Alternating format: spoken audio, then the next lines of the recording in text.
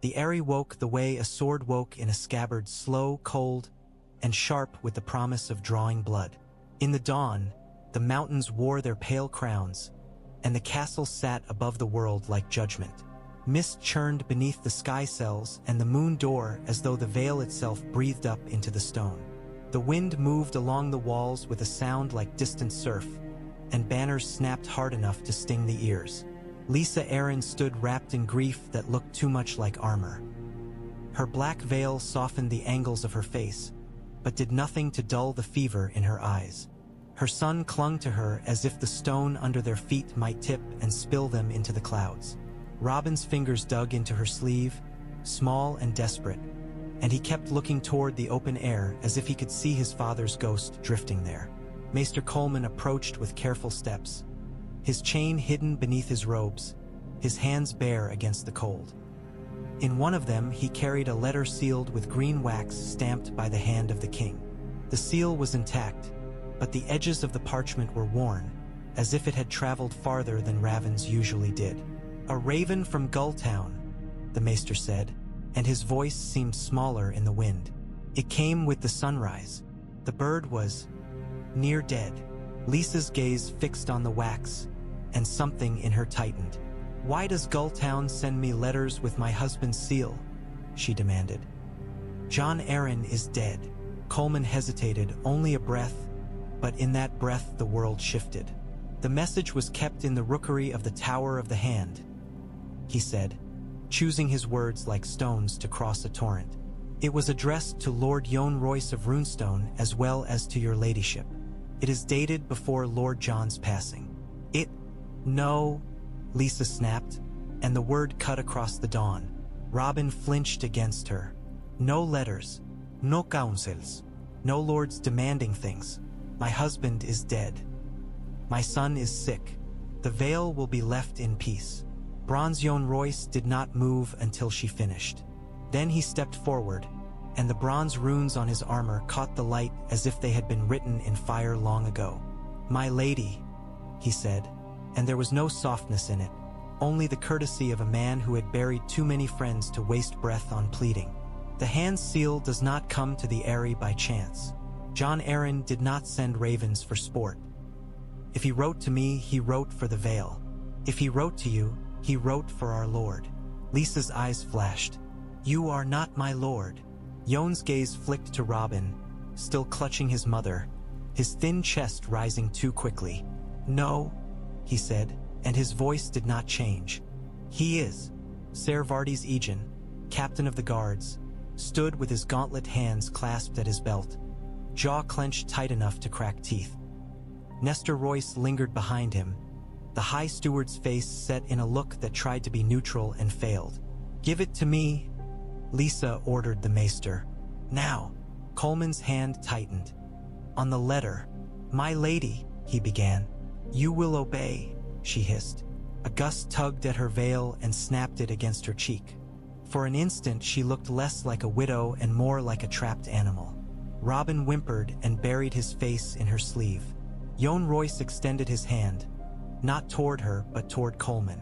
"Give it," he said, not as command, but as inevitability. The maester's eyes darted.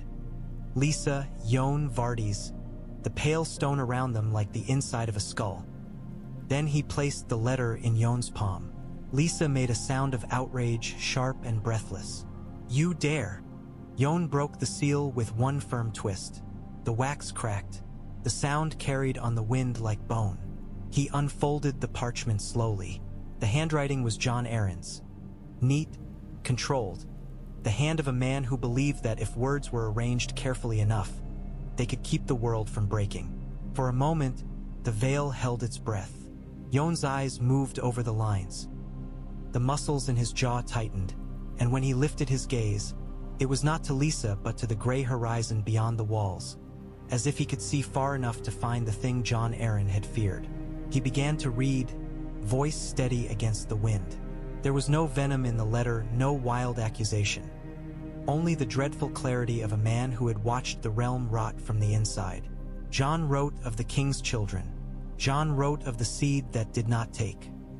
Jon wrote of the crown's peril and named the danger without naming every sin. He spoke of Stannis Baratheon, of duty, of the old pact between Arryn and Stark, and he ended with a line that struck harder than any curse. If I am dead before you read this, then the danger I speak of has already moved its pieces. Do not let the Vale become a locked door while wolves burn beyond our mountains. Do not let my son inherit only silence. Robin lifted his head at that, as if his father's ink had reached through the air to touch him. His eyes were wet, confused. Lisa's face turned white beneath the veil. Her lips parted, but no sound came out at first. When it did, it was not grief but fury, trembling and bright. He wrote that, she whispered. He wrote that before. He wrote it because he knew, Jon said, folding the letter once, then again, as if he feared the wind might steal it. And he sent it to Gulltown because he feared it would never leave King's Landing otherwise. Lisa's breathing came quick. He was sick, she said desperately. He was poisoned. He did not know what he wrote. It is a lie. It is all a lie. You will put it in the fire. Jon did not even glance at the brazier. No. My husband was the hand of the king, Jon said, and the words fell like stones. And the Vale's shield. And if he died for writing this, then we dishonor him by pretending the ink does not exist. Lisa's eyes went to Ser Vardy's. Guard, she said. Take it from him. Vardy's Aegon shifted, the leather of his gauntlets creaking. He looked at Lisa. He looked at Robin. He looked at Yohn Royce, and something old and hard moved behind his eyes. My lady, Vardy said slow. Lord Yohn is a bannerman of the Vale. If the hand wrote to him, if you will not obey me, Lisa spat, I will have you thrown through the moon door. The wind seemed to laugh. Nestor Royce took a step forward, quiet as a shadow. My lady, he said, and though his voice was mild, it carried iron beneath it. The lords of the Vale are assembling at the gates of the moon. They have heard word of a letter. They are restless. Lisa's head snapped around. How? She began, then stopped. The question had too many answers. Ravenscraft, whispering servants, fear, hope. Yohn Royce slipped the folded letter into the inside of his breastplate. Let them assemble, he said, and let them hear. If we are to be dragged into war, better to step into it with our eyes open. We are not being dragged, Lisa said, too loud. We are not. A raven's croak echoed from somewhere above, harsh and hungry. Jon's gaze returned to Robin, and for a heartbeat his sternness softened into something like pity. My lord, he said to the boy, and he dipped his head, a knight's bow. Your father asked us to keep faith. Will you have us keep it? Robin swallowed. His lips trembled. He looked at his mother, and Lisa's eyes pleaded with him in the only language she had left, fear. He looked at the empty air beyond the walls, and the clouds below, and the height that could swallow him whole. I want, Robin whispered, voice thin. I want father back. The words broke something in Lisa. Her breath hitched. For an instant she looked ready to fall. You cannot have him, Jon said gently, and the gentleness made it worse. But you can have his honor. If you will not ride, my lord, then at least do not forbid your knights from doing so in your name. Lisa's nails dug into her palm. He is my son, she said almost to herself. My son. Then be his regent, Nestor Royce murmured, and let the Vale be the Vale. Lisa looked around the stone platform, the maester, the captain, the steward, the lord in bronze, and realized, with a kind of dawning horror, that the Eyries' height did not keep the world out. It only made it easier to see the fire coming. She turned sharply, veil snapping behind her, and swept away with Robin pressed to her side. His small steps half dragged, half stumbled. Jon watched her go. When she was gone, he exhaled once through his nose, a sound like restraint. Send ravens, he told Maester Coleman, to Runestone, to Iron Oaks, to the Red Fort, to Hart's Home, to Gulltown. Tell them to bring men, horses, grain, and steal to the gates of the moon. Tell them the Vale will not sleep while wolves bleed. Coleman's Adam's apple bobbed. And to King's Landing? Jon's eyes were flint. To Dragonstone, he said. Lord Jon named Stannis Baratheon. The realm will need a king who is not made of lies. Ser Vardis shifted again. And Lady Lisa? Jon's mouth tightened. We will honor her, he said. We will not break her, but we will not let her fear chain the Vale to a tower of clouds while the Riverlands burn. Below them, the world waited, vast, brutal, impatient. And somewhere far beyond the mountains, the lions were already moving. The road up to the gates of the moon always felt like a climb into someone else's judgment. Catelyn Stark knew the Vale. She had come here as a bride once, young and soft with hopes that belonged to a girl who had not yet learned what the world did to gentle things. She had laughed in these mountains. She had walked these courtyards with Jon Arryn's lady at her side and spoken of children, of fathers, of peace that felt unbreakable. Now she returned with her belly tight and her heart full of iron. The walls rose pale against the dark rock, and the lower castle sprawled beneath the path to the Eyrie like a clenched fist. Men crowded the yard. Horses stamped. Armor clinked. The air tasted of sweat, smoke, and something else. Anticipation sharp as wine. When Catelyn rode through the gate, heads turned as if a wind had swept them. Some faces she knew, older and harder now. Some she did not, but all of them wore the same look. The tautness of men who had heard rumors and come to see if they were true. Ser Roderick Castle kept close, his white whiskers stiff with dust. They muster, he murmured. They argue, Catelyn corrected softly, and they will decide which way the wind blows. Bronze Yohn Royce was easy to find. He stood near the center of the yard as if the stones themselves had arranged around him. Tall, armored, his helm tucked under one arm, runes gleaming like old vows. Lady Anya Waynwood stood near him, her back straight despite her age, her eyes sharp as needles. Horton Redfort lingered with his sons. Lyn Corbray leaned on Lady Forlorn as though the sword were a friend he trusted more than any man. When Catelyn dismounted, her legs wobbled with exhaustion she refused to show. She handed her reins to a groom, smoothed her cloak, and walked toward Yohn Royce. My lord, she said.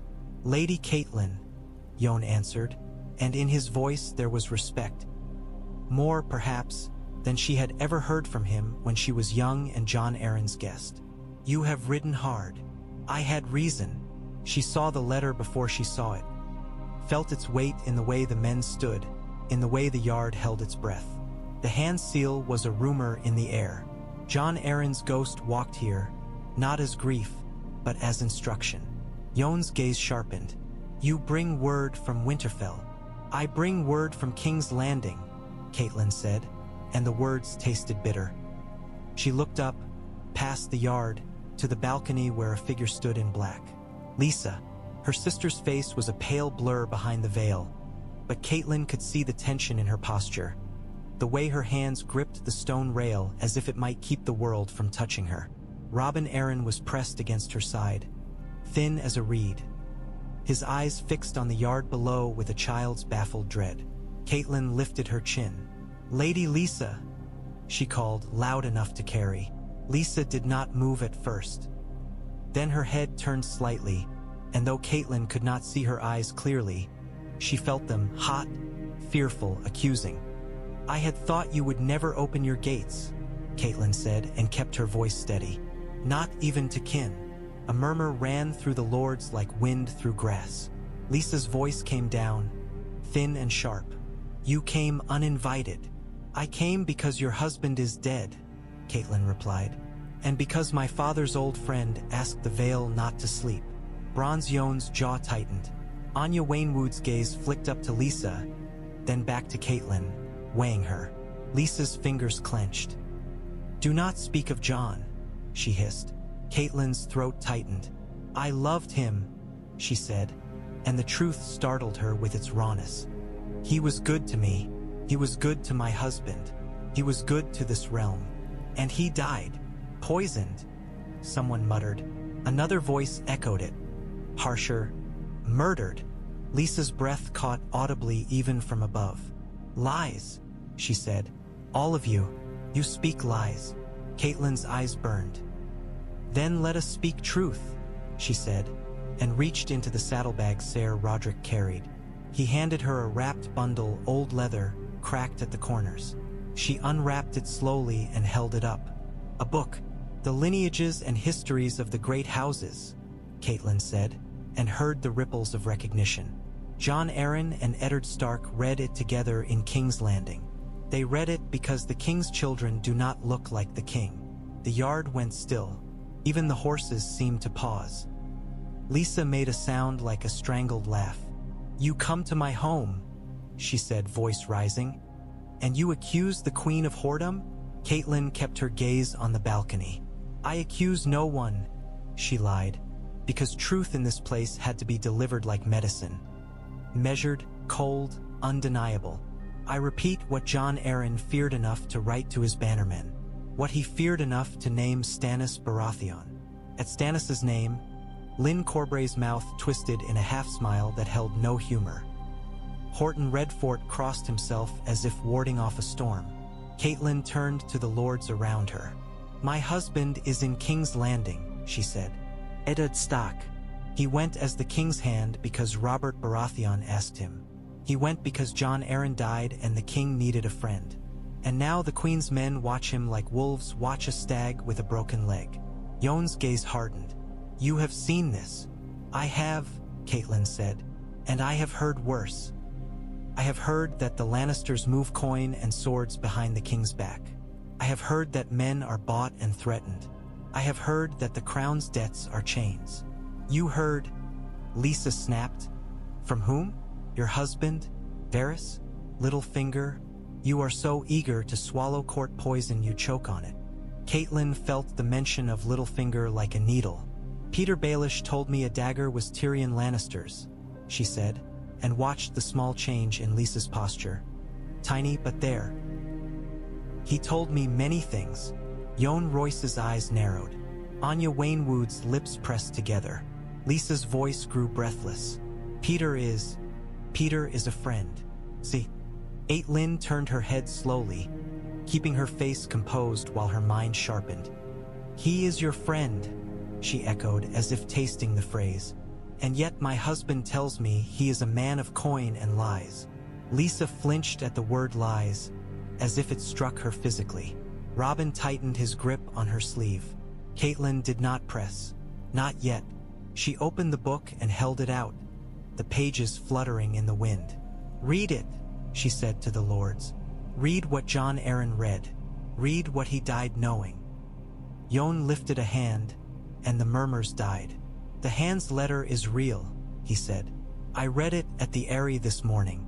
Jon Arryn wrote what he wrote. He asked the Vale not to remain a locked door.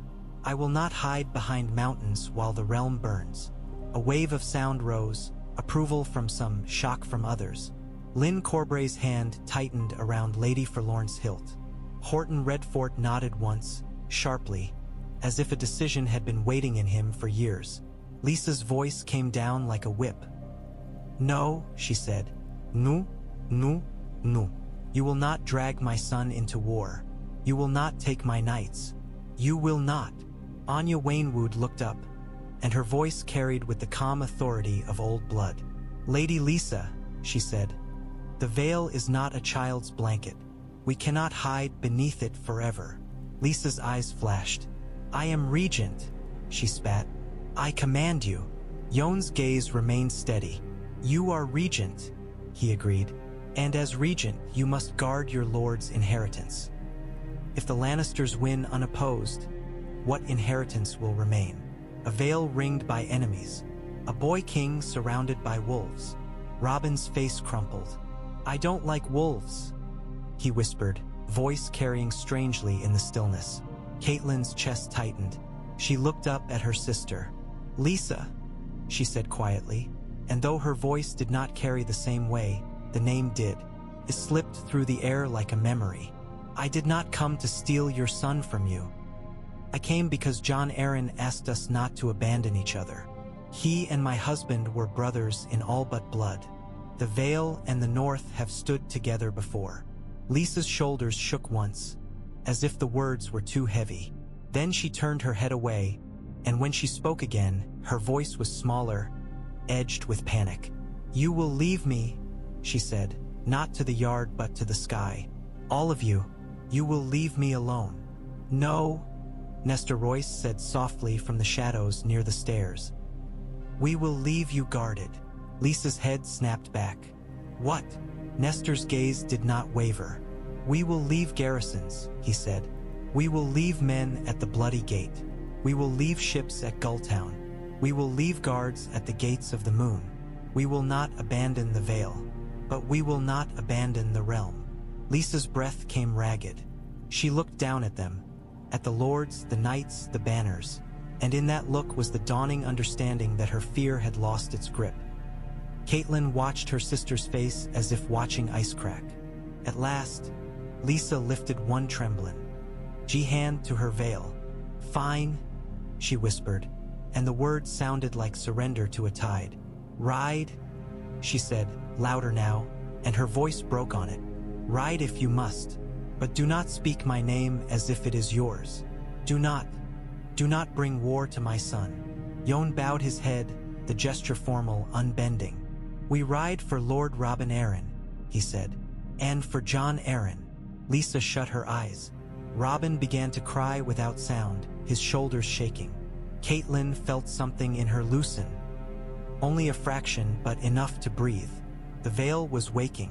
The locked door was opening. And beyond the mountains, the world was already on fire. The Bloody Gate had always been a promise carved into stone. The Vale did not yield. Now, for the first time in living memory, the promise was being turned outward.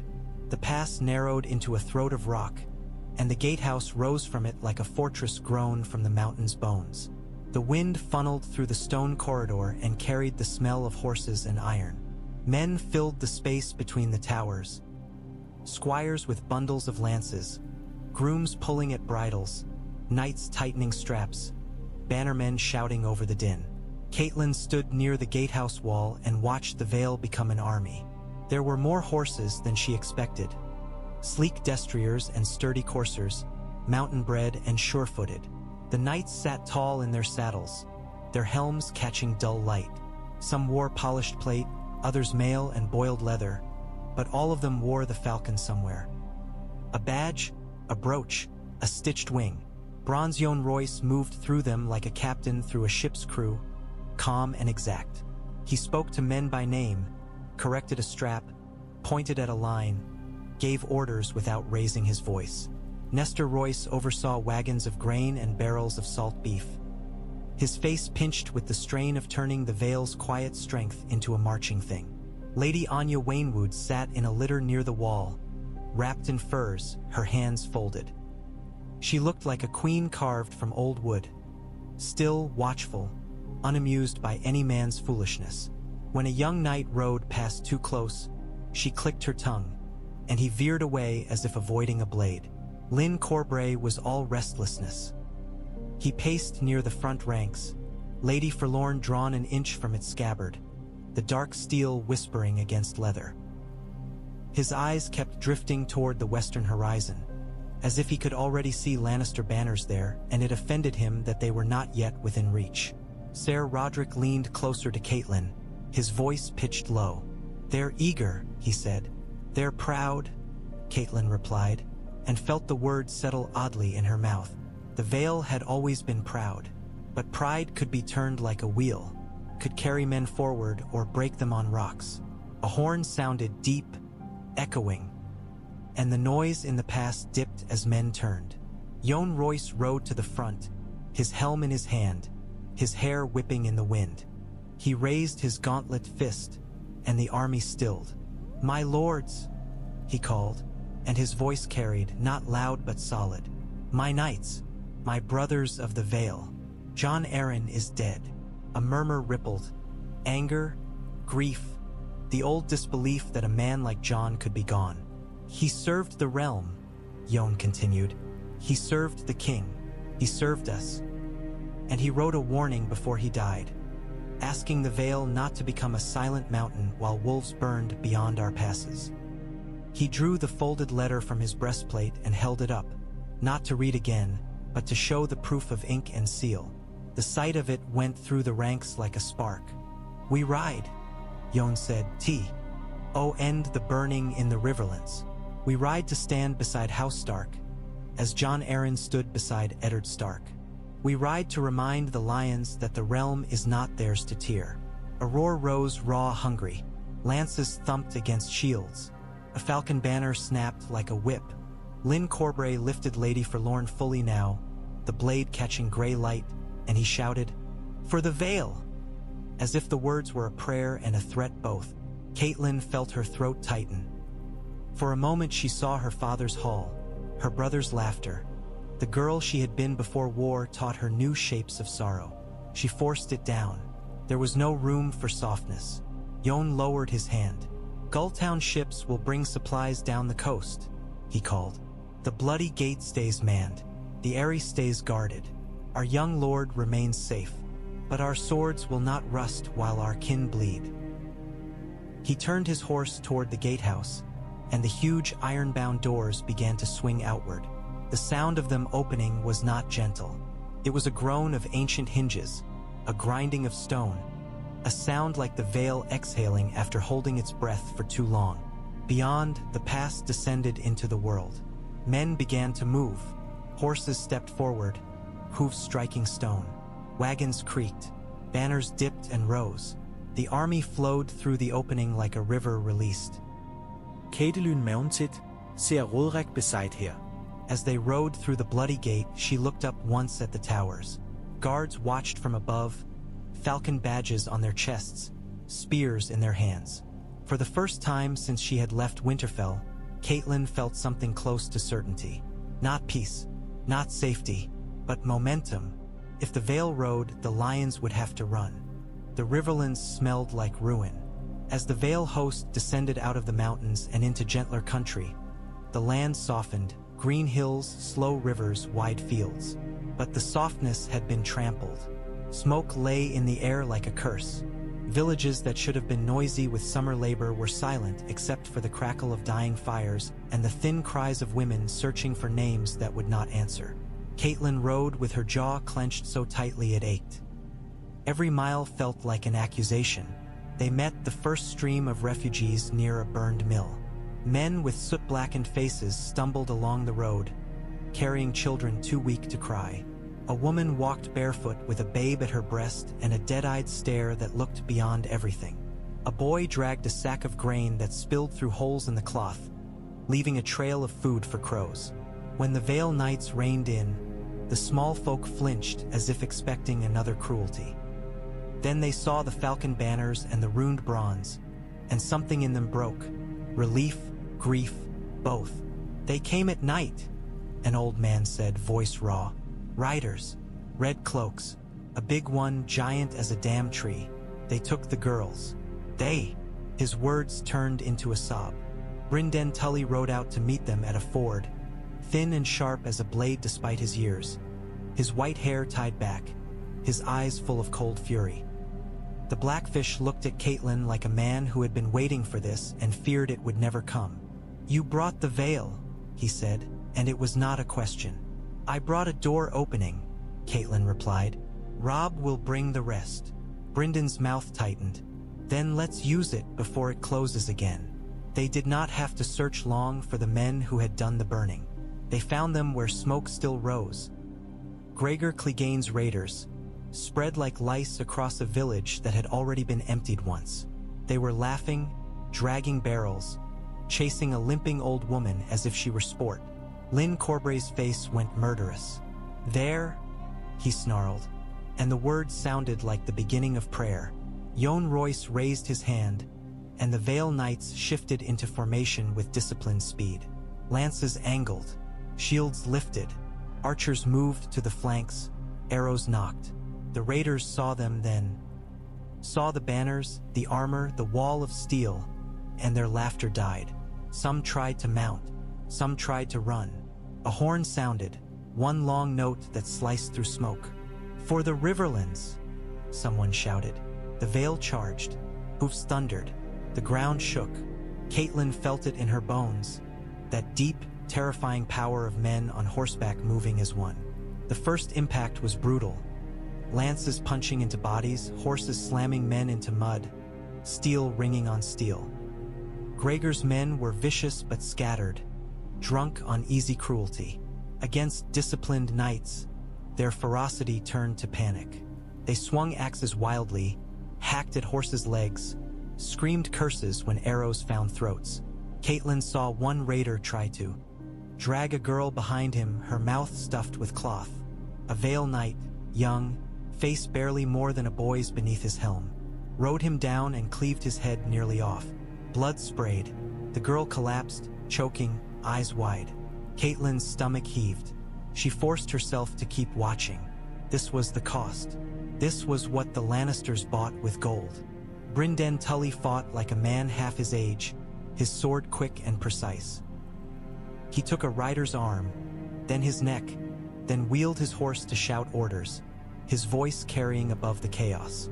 Yohn Royce rode with a grim steadiness, striking without flourish, turning his horse to protect his men's flanks, guiding the fight like a craftsman shaping iron. But Gregor Clegane was not there. The giant was a shadow beyond the smoke, a terror that moved and left others to bleed. His men fought hard, but without their monster, they broke. When the last of them fled into the trees, Vale knights pursued only far enough to scatter them. Yohn called them back. He did not want a victory that turned into an ambush. The village yard was a ruin of bodies and broken barrels. A chicken flapped through the smoke, feathers singed. A dog nosed a dead hand and whined. Catelyn dismounted and walked through ash, her boots sinking into mud mixed with blood. She found the old woman the raiders had chased. She was alive, curled against a wall, her eyes wide with shock. Catelyn knelt, careful, and placed a hand on the woman's shoulder. "It's done," she said. The woman stared at her, as if she could not understand words anymore. Then her mouth opened, and a sound came out. Not quite a sob, not quite a laugh, something broken and human. Behind Catelyn, Lyn Corbray wiped Lady Forlorn clean on a dead man's cloak. His expression was bright with violence not yet spent. "This is only raiders," he said. "Where is the lion's real strength?" "At Harrenhal," Brynden said, voice dark. "And at the Green Fork. Tywin Lannister has an army. Jaime Lannister has another. They think the Riverlands are theirs to punish." Yohn Royce looked west, toward the heart of burning. "Then we make them pay," he said. Catelyn rose, ash clinging to her knees. She looked at the refugees gathering behind the Vale lines. Thin faces, desperate eyes, and felt her grief harden into something sharper. Robb would come. The North would come. And now the Vale was here too. For the first time, the Riverlands did not look doomed. They looked angry. Rain turned the camp to mud and made the torches hiss. Robb Stark's war tent smelled of wet wool, ink, and the sharp tang of men trying not to show fear. The map on the table was already stained at the edges where hands had pressed too often, where cups had spilled, where daggers had pinned down hopes. Catelyn stood at her son's shoulder and studied him the way a mother studied a wound, carefully, looking for signs that it might deepen. Robb was 16 and looked older. War had carved its first lines into his face. His eyes were still gray like Ned's, but there was something in them now that Ned had never needed at 16. Calculation. Great Jon Umber loomed like a bear behind him, huge and impatient, his beard damp with rain. Rickard Karstark stood stiff, eyes cold, hands clasped behind his back as if keeping himself from reaching for blood. Brynden Tully leaned on the table, finger tracing river lines, his expression thin with grim humor. When the tent flap opened and Bronze Yohn Royce entered with his knights, the air shifted. Men straightened. Northerners watched the Vale men with wary curiosity. These were not their own rough riders, not their own fur-cloaked swords. These were knights in polished steel, trained to fight like a wall and a spear at once. Robb stepped forward, and for a heartbeat he looked like a boy greeting guests. Then the weight settled back on him, and he bowed his head with a young king's solemnity. "Lord Yohn," he said. "You came." Yohn Royce dipped his head. "Lady Catelyn came," he replied, and there was a blunt truth in it. "Jon Arryn asked us not to sleep." The Vale heard. Robb's jaw tightened. "My father!" Catelyn's throat burned. She kept her face composed. Robb had not cried in front of his lords. He would not start now. "Your father is in the hands of lions," Yohn said, "and the Riverlands burn. We did not come to watch." Lyn Corbray stepped forward, eyes bright, Lady Forlorn at his hip like a living threat. "We came to kill," he said simply, and some of the Northerners grinned despite themselves. Great John Umber barked a laugh. "A man after my heart," he boomed. Robb's gaze flicked to Lyn, then back to Yohn. "We need more than killing," he said quietly. "We need Jaime Lannister." At the name, the tent grew still. Rickard Karstark's hands tightened. "For what he did to my sons," he growled. "For what he is," Brynden corrected, voice sharp. "The lion's fangs." Robb turned the map slightly, revealing a cluster of marks. "Jaime is moving through the Riverlands," he said. "He thinks he can break Riverrun and then crush us piecemeal. He thinks we're only Northerners, half-starved, half-trained, easy to scatter." Catelyn watched her son's finger move along the lines. He spoke of scouts, of roads, of rivers, of timing. He spoke like a man who had been forced to grow into strategy because failure meant her death, his brother's death, all of it. Yohn Royce studied the map. "Where is Tywin?" he asked. "Ooh. And the Green Fork," Robb said. "He expects us to come at him. He expects us to crash into his army like a fool's wave." "Are we fools?" Great John rumbled, and his grin was all teeth. Robb's eyes did not soften. "Not today," he said. He tapped the map where trees clustered. "Here, the Whispering Wood. Jaime will ride to break us. If we let him believe our main force is here, he will charge. If he charges, he can be trapped." Brynden nodded. "A classic snare," he murmured. "But Jaime is not stupid." "No," Robb agreed. "That's why we need speed and weight. We need men who can hit hard and vanish into trees. We need cavalry." He looked up at the Vale Knights. Yohn Royce's mouth tightened. "You want my lances in the woods." "I want your discipline," Robb said. "Northerners fight fierce, but fierce isn't always enough. Jaime's guard is the best Westerman steel. We need to break their flanks cleanly. We need to make it so his pride has nowhere to run." Lyn Corbray smiled like a man tasting blood. "Put me near him," he said. Yohn's gaze flicked to Lyn, warning in it. Then he looked at Robb again. "We have knights," he said. "We have archers. We have men who have never seen war beyond tourneys. But we have steel, and we have horses, and we have something else." "What?" Robb asked. Yohn reached into his breastplate and pulled the folded letter. "Not to read, but to show. We have a dead man's will," he said. "And the shame of having waited too long." Robb stared at the letter as if he could see his father's face in the ink. Then he nodded once. "Then we ride tonight," he said. Catelyn's breath caught. "Tonight?" Robb turned to her, and for a heartbeat she saw Ned again. Same stubborn set to the jaw, same quiet certainty. "If we wait," he said softly, "Jaime takes Riverrun. If Jaime takes Riverrun, the Riverlords break. If the Riverlords break, the war is already lost."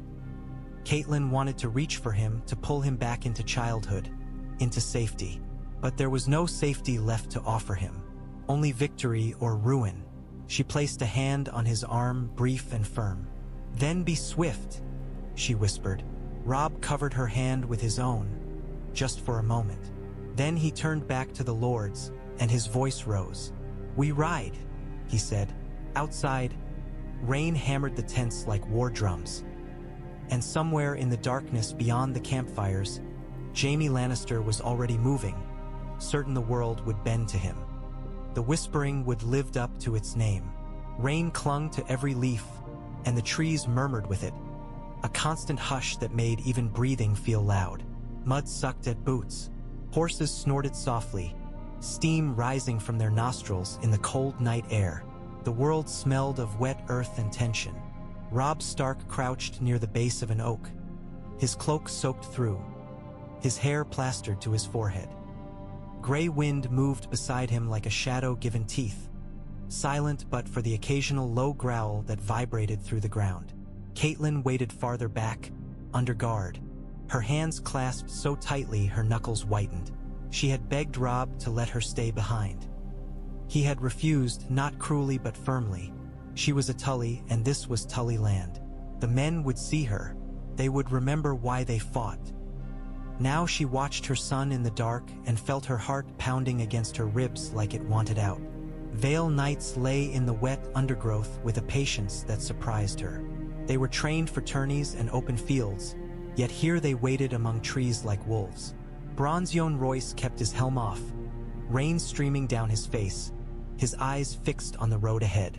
Lyn Corbray held Lady Forlorn loose in his hand, the blade's dark edge drinking torchlight. The trap was set with the precision of a hunter. In the distance, the sound came first, horses, many horses, moving with confidence. Then the torches appeared, bright beads in the dark, bobbing between trunks. Jaime Lannister rode at the front. Even in mud and rain, he looked like a lion. His golden hair was darkened by wet, but it still caught light. His armor gleamed beneath his cloak.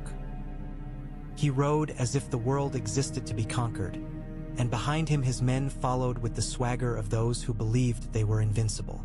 Catelyn's stomach clenched. This was the man who had pushed her son from a tower. This was the man whose name made half the realm tremble. Robb's face did not change. He lifted one hand slightly, a signal. Archers tensed.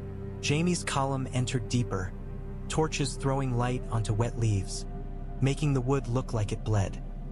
His men spoke low, laughing, confident. They did not know they were already surrounded. Then gray wind let out a sound that was not a growl, not a bark, but something older, a warning from the blood. Jaime's head snapped up. His hand went to his sword, and the night exploded. Arrows fell like sudden rain, hissing through branches, striking throats, eyes, shoulders. Men screamed, horses reared, torches dropped, flaring in mud. Northerners surged from the shadows with a roar, axes swinging, spears thrusting.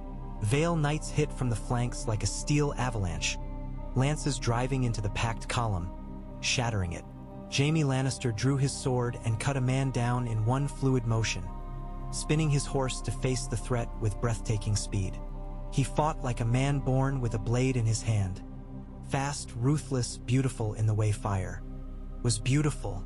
Robb charged in, sword raised, gray wind at his side. The direwolf tore into a horse's throat, dragging it down, snapping at a man's leg, yanking him into mud. Catelyn watched, breath caught, as her son met the storm of Westerman steel. Jaime shouted orders, trying to form his men, trying to create a line in the chaos. His cloak was spattered with mud. His face was set in furious concentration, jaw clenched. Lyn Corbray broke through a knot of soldiers and drove toward Jaime like a man chasing destiny. Lady Forlorn flashed, and Catelyn saw Westerman's arm fly, severed clean, blood spraying in an arc. Jaime turned, eyes narrowing, recognizing a threat. He parried Corbray's first strike with a clang that rang through the wood. The sound seemed to wake every tree. "Corbray," Jaime barked, half laugh, half curse. Lyn's smile was feral. "Lannister," he said, and swung again faster. Yohn Royce did not chase glory. He drove his men into the line with ruthless efficiency, breaking clusters, isolating Jaime's guards, cutting them down before they could regroup. Robb fought near the center, his sword flashing, his body moving with a focus that made him look older than 16. He took a blow on his shield, twisted, countered, and drove his blade into a man's gut. He did not hesitate. He could not. Jaime's men were good, better than most. They formed around him instinctively, a golden knot of veterans. For a moment, it seemed they might carve their way out. Then Vale lances hit their flank again. A horse screamed as a spear drove into its chest. A man fell, trampled, his scream cut short. The knot loosened. Jaime's eyes flicked, calculating, searching for escape. And gray wind sprang. The dire wolf leapt, teeth snapping at Jaime's horse's neck. The horse shrieked and reared, throwing Jaime off balance. Jaime slashed down, blade flashing toward fur. Gray wind twisted away with a snarl, but the moment was enough. Robb was there. His sword met Jaime's in a ringing clash. Jaime's eyes widened. Not fear, not yet, but surprise that a boy could move like that. They traded blows in mud and torchlight, rain streaking down their faces. Jaime's strikes were precise, practiced. Robb's were rawer, but quick, desperate, driven by something deeper than skill. Catelyn's nails dug into her palms. She could not breathe. Jaime fainted, stepped in, and Robb barely caught the blade on his shield. The impact jolted him. Jaime pressed, lion relentless. Then Lyn Corbray struck from the side, forcing Jaime to turn, to parry, to shift. And from behind, a Vale Knight spear jabbed toward Jaime's leg. Jaime cursed, kicked the spear aside, and in that split second Robb's blade came up, hard, decisive, knocking Jaime's sword from his grip. Steel flew into the mud. The wood seemed to hold its breath. Jaime Lannister stood weaponless, rain running down his face, his golden hair dark as tarnished coin. His chest rose and fell quickly. His eyes darted, assessing, still searching for some angle of victory. Robb's sword hovered at his throat. Gray wind snarled, teeth bared inches from Jaime's arm. Lyn Corbray stepped closer, Lady Forlorn raised, eager to finish it. "Do it," Lyn breathed. Robb's voice came out steady, though his face was pale. "No," he said. Lyn's eyes flashed. He's worth more alive," Robb said, and the coldness in it made Catelyn's stomach twist. Her son had learned the language of war fully now. Hostages, leverage, ends. Jaime's lips curled, the faintest hint of mockery returning even here. "A boy king," he said, voice rough with breath. "Playing at." Robb's sword pressed closer. "Call me boy again," he said quietly, "and gray wind will take your hand before I can stop him." Jaime's gaze flicked to the dire wolf, and for the first time something like caution crossed his face. Around them, the last of Jaime's men were being cut down or dragged from saddles. The torches guttered in mud. The whispering wood was littered with bodies and broken spears. A raven croaked somewhere overhead, startled awake by blood. Robb Stark lowered his blade a fraction. "Bind him," he ordered. Hands seized Jaime Lannister. Rope tightened around his wrists. The lion's son was dragged back through mud like any other man. Catelyn closed her eyes and exhaled shakily, as if she had been holding her breath since Winterfell. The war had just changed shape, and the Lannisters did not know it yet. The dawn after battle came gray and merciless. Mist clung to the trees as if the wood were trying to hide what it had witnessed. Men moved through the camp with faces hollowed by exhaustion, dragging bodies, cleaning blood from blades, searching for comrades who would not answer. In a clearing near the center, Jaime Lannister knelt in the mud with his hands bound. The rope dug into his wrists, and his cloak was torn and filthy. Without the shine of armor and arrogance, he looked almost like any other man, until he lifted his head and the pride was there again, bright and stubborn, a thing that would not die. Robb stood before him, sword lowered now, his shoulders sagging with the weight of what he had done.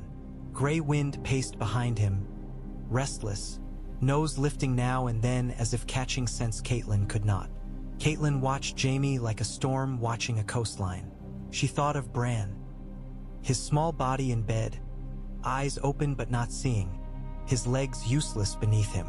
She thought of the fall, the sickening certainty that it had not been an accident. She thought of the man kneeling here, mud on his knees, and felt her hands shake with the desire to strike. But she did not. Not because she lacked rage, but because she had learned what rage cost. Robb had just paid it. Jaime's gaze slid to her, and his mouth curled faintly. "Lady Stark," he said, I've heard you're fierce. Shall we have a mother's speech? Or will you simply have me killed and be done with it? Catelyn stepped closer until she could see the small cut near his temple, the bruise darkening his jaw. You should pray, she said softly, that my son has more mercy than I do. Jaime's eyes flicked to Robb. Mercy, he echoed, and the word sounded foreign in his mouth. Robb did not look at him. He stared at the rope, at the mud, at anything except Jaime's face. When he spoke, his voice was flat. Send ravens, he ordered, not to Jaime but to the men around him, to Riverrun, to every river lord still breathing. Tell them Jaime Lannister is taken. A cheer rose, ragged, exhausted, fierce. It was not joy so much as release, like men exhaling after holding their breath beneath water. Brynden Tully moved through the crowd to stand beside Robb, his face grim. Bronze Yohn Royce joined them, rain still clinging to his hair like the night refused to leave him. We've taken the lion's son, Brynden murmured. Now his father will howl. He'll do more than howl, Yohn replied. Tywin Lannister does not rage blindly. He calculates. He will seek to trade blood for blood. Robb's jaw tightened. Then we give him no blood to trade, he said. Catelyn heard the steel in her son's voice and felt both pride and fear twist together. Ned had raised him to be honorable. War was raising him to be effective. Jaime shifted, testing the rope, and winced when it tightened. You can't hold me forever, he said, voice edged. My father will come. Robb finally looked at him then, and in his eyes there was a coldness Jaime did not expect. Let him, Robb said. The crowd quieted, as if the air itself wanted to hear. My father is in King's Landing, Robb continued, voice steady. He was the hand. He was accused of treason by your sister. He is held by your nephew. If the Lannisters harm him, I will answer with you. Jaime's eyes narrowed. Threats, he said. From a boy. Robb's gaze did not waver. From a son, he corrected. Catelyn's throat tightened. She wanted to tell Robb to be careful, to not harden too quickly, to not become the thing war wanted to make of him. But she saw the faces around them, the dead-eyed soldiers, the riverfolk refugees, the young knights trembling with adrenaline, and she understood. Softness would not save any of them. A messenger pushed through the crowd, mud on his boots. My king, he panted, and the title sent a shiver through Catelyn. Riverrun holds. Ser Edmure says the Riverlords rally. They say the Vale saved villages near the Trident. Robb nodded once, grimly.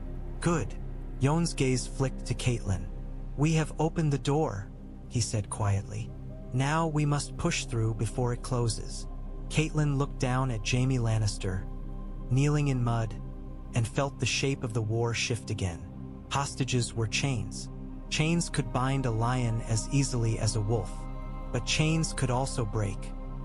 Somewhere far away, in the red stones of King's Landing, her husband was alone among enemies. She imagined Ned's face when he heard that Jaime was taken. Would it give him hope, or would it make the lions bite harder? Catelyn's hands clenched inside her sleeves. Robb, she said softly. He turned slightly, just enough to show he heard her. Do not forget, she whispered, what they are capable of when cornered. Robb's eyes darkened. Neither will they forget what we are capable of now, he answered. Behind them, Jaime Lannister lifted his bound hands slightly, as if presenting them. So this is how it is, he said, voice low. Hostages and ravens. Shall we play at being civilized while men die? Robb's expression did not change. We play at ending the war, he said. Fast. Jaime's gaze sharpened at that, something like the first real flicker of unease. He had expected a long war, a slow grind, a realm that would tire and bend. He had not expected the Vale to ride. He had not expected to kneel. Catelyn watched the unease bloom in him and felt a cold satisfaction. Let the lions learn fear. In King's Landing, the air turned sour before the raven even landed. The red keep always smelled of old stone and oil lamps, of sweat beneath silk and wine poured too freely. But on that morning, there was something else threaded through the corridors. Panic, faint but sharp, like rot hidden under perfume. Cersei Lannister read the message twice without blinking. Then she read it a third time, as if the ink might rearrange itself out of respect for her will. Jaime is taken. The words sat on the parchment like a knife laid on a table. Her fingers tightened until the paper creased. For a heartbeat, her face remained smooth, composed, queenly. Then her lips curled back, and her eyes went bright with fury. "That is impossible," she said. Joffrey lounged on the iron throne above, his feet dangling, his crown slightly askew. He looked bored until he saw her expression, and then he leaned forward eagerly, like a boy watching a dog fight. "What?" Joffrey demanded. "What is it?" Cersei crushed the parchment in her fist. "Your uncle has been delayed," she said, voice too controlled. Joffrey blinked. "Delayed?" Tyrion Lannister entered the council chamber as if he had been dragged rather than invited. He took one look at Cersei's face and knew the flavor of disaster immediately. He held a second message in his hand, the wax broken, the paper damp from the raven's feet. "You got one too?" he asked mildly. Cersei's eyes snapped to him. "What is this?" she hissed. Tyrion held up his message. "A cheerful note," he said, "from someone who has the misfortune of being honest. Jaime rode into a trap. Robb Stark took him, and..." His eyes flicked briefly to Petyr Baelish, who stood near a window, smiling faintly as if nothing in the world could truly surprise him. And the Vale rode through the bloody gate. The room went still. Even Pycelle, seated like a sagging toad at the table, stopped wheezing long enough to look alarmed. "The Vale?" Cersei's voice was a blade now. "That whore Lisa would never." "She didn't," Tyrion said. "Or if she did, it was with a knife at her back. Bronze Yohn Royce led them. Onyo Veenwood. Corbray, the whole lot of them. Apparently Jon Arryn wrote a letter before he died and asked them to stop sleeping." Joffrey's face twisted. "They can't," he snapped. "They can't do that. I'm the king." Varys folded his hands in his sleeves, expression mild, eyes glittering like wet stones. "Kings do not always get what they command, your grace," he murmured gently. "Especially when other kings begin to rise." Cersei rounded on him. "There is no other king," she spat. Littlefinger's smile widened a fraction. "Oh, there will be," he said softly, as if amused by the inevitability. "There always is." Cersei's gaze snapped to him like a whip. "Did you know?" she demanded. "Did you know the Vale would move?" Petyr Baelish's eyes were bright, innocent, infuriating. "I know many things," he said, "but I can't say I expected the Vale to stop being timid so quickly. Perhaps grief makes men bold." Cersei stepped closer, close enough to smell his cologne beneath the chamber's stale air. "If you were wrong," she said quietly. "People die." Petyr tilted his head. "People always die," he replied, and his smile did not falter. Tyrion watched them with narrowed eyes. He could smell the lies in the room the way some men smelled smoke. He cleared his throat. "We need to think," he said, and it came out sharper than he intended. "Jaime being taken is bad, yes, but worse is the speed. If the Vale is with the North, the Riverlands might actually stand. That means Father's strategy, burn and break, fails." Cersei's eyes blazed. "Father will crush them," she said, almost pleading with the idea. "He will." Tyrion's mouth twisted. "Father will try," he said, "but even Father can't fight an army that keeps growing. Vale Knights are not river farmers. They're trained, they're disciplined, and they've been bored for years. Bored men with swords are dangerous." Joffrey slapped the arm of the throne. "Send the Kingsguard," he demanded. "Send the gold cloaks. Send everyone. I want Robb Stark's head. I want his wolf's head on a spike. I want..." "You want what you cannot have," Tyrion muttered before he could stop himself. Joffrey's face went purple. "What did you say?" Tyrion lifted his cup and drank. "That we must be careful," he said smoothly. "Careful and clever." Cersei's jaw clenched. "Careful?" she echoed, as if the word offended her.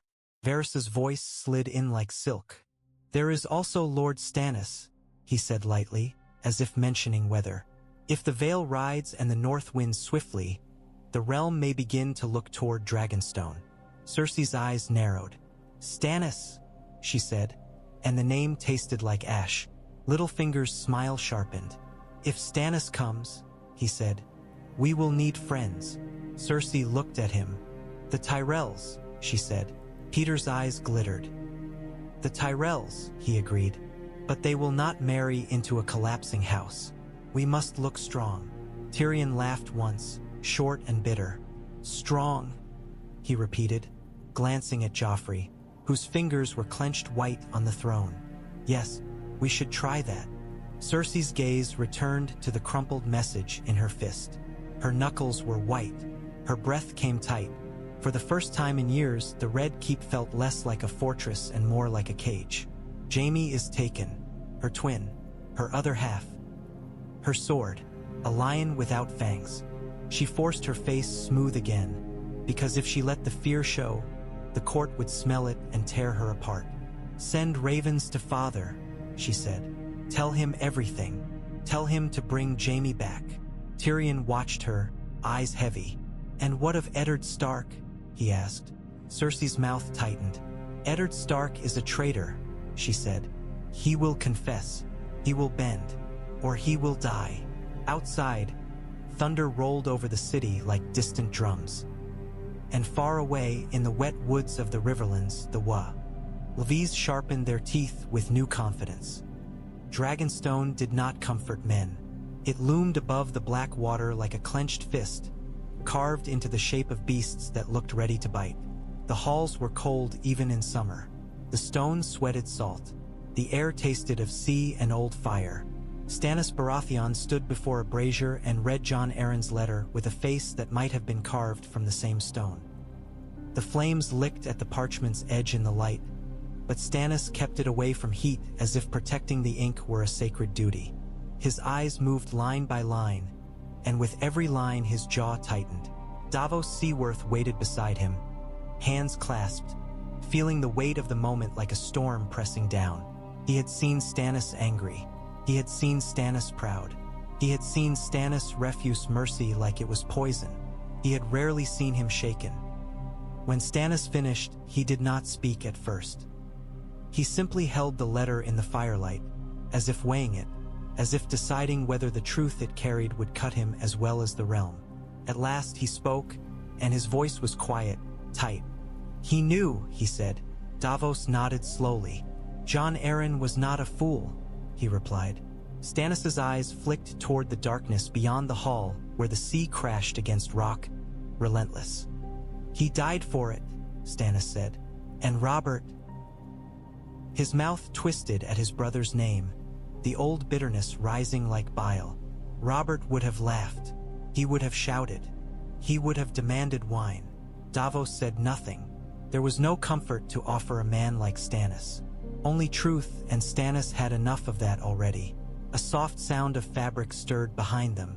Melisandre of Ashai stood in the shadows, her red gown like blood in the dim light.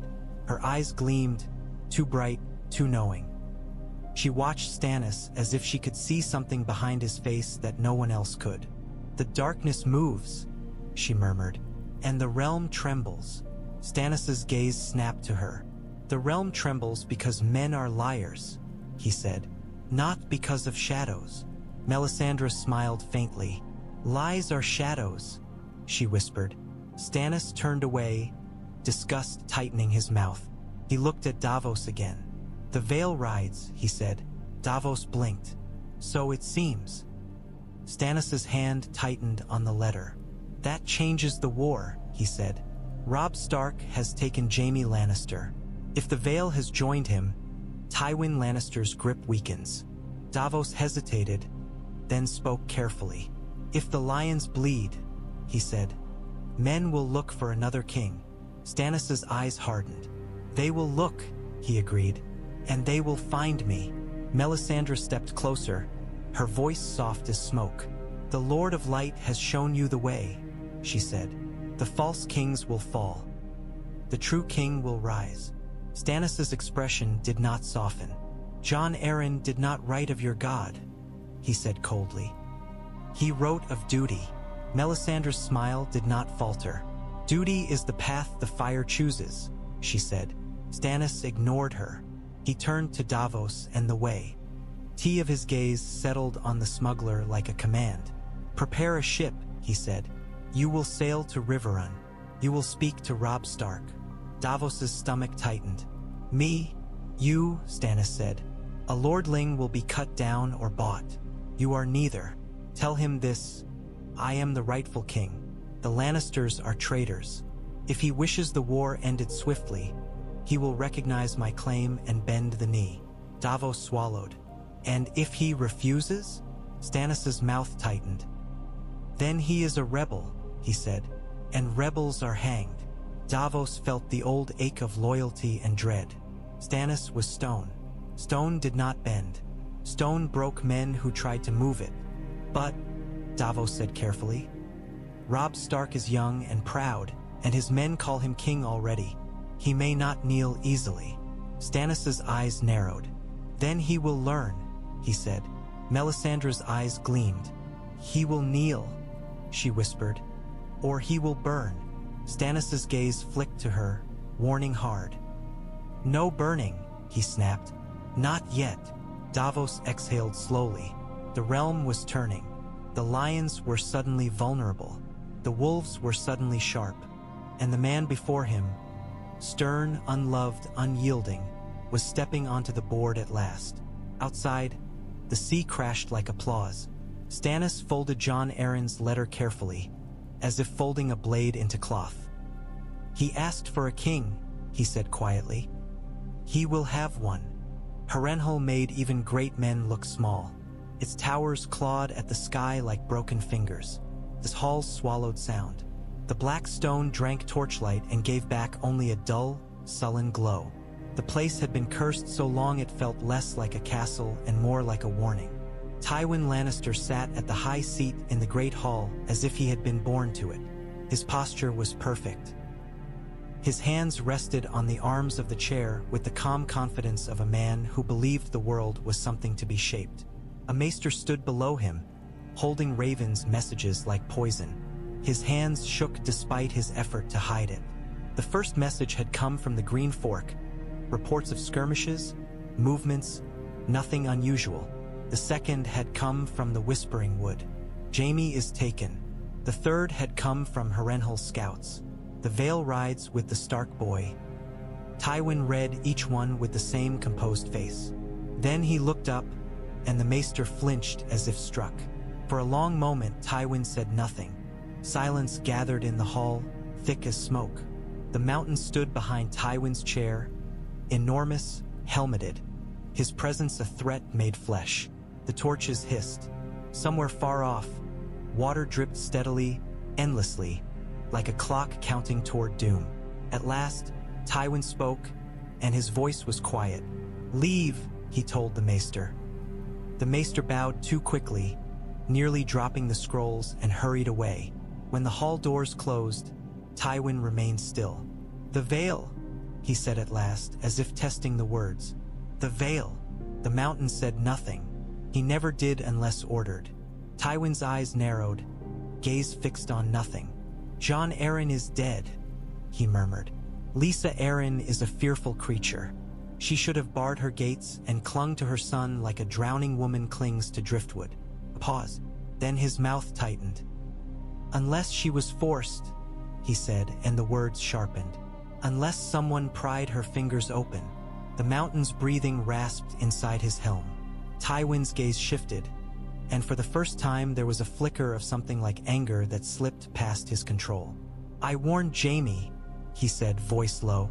"I told him not to chase glory, not to charge without thought.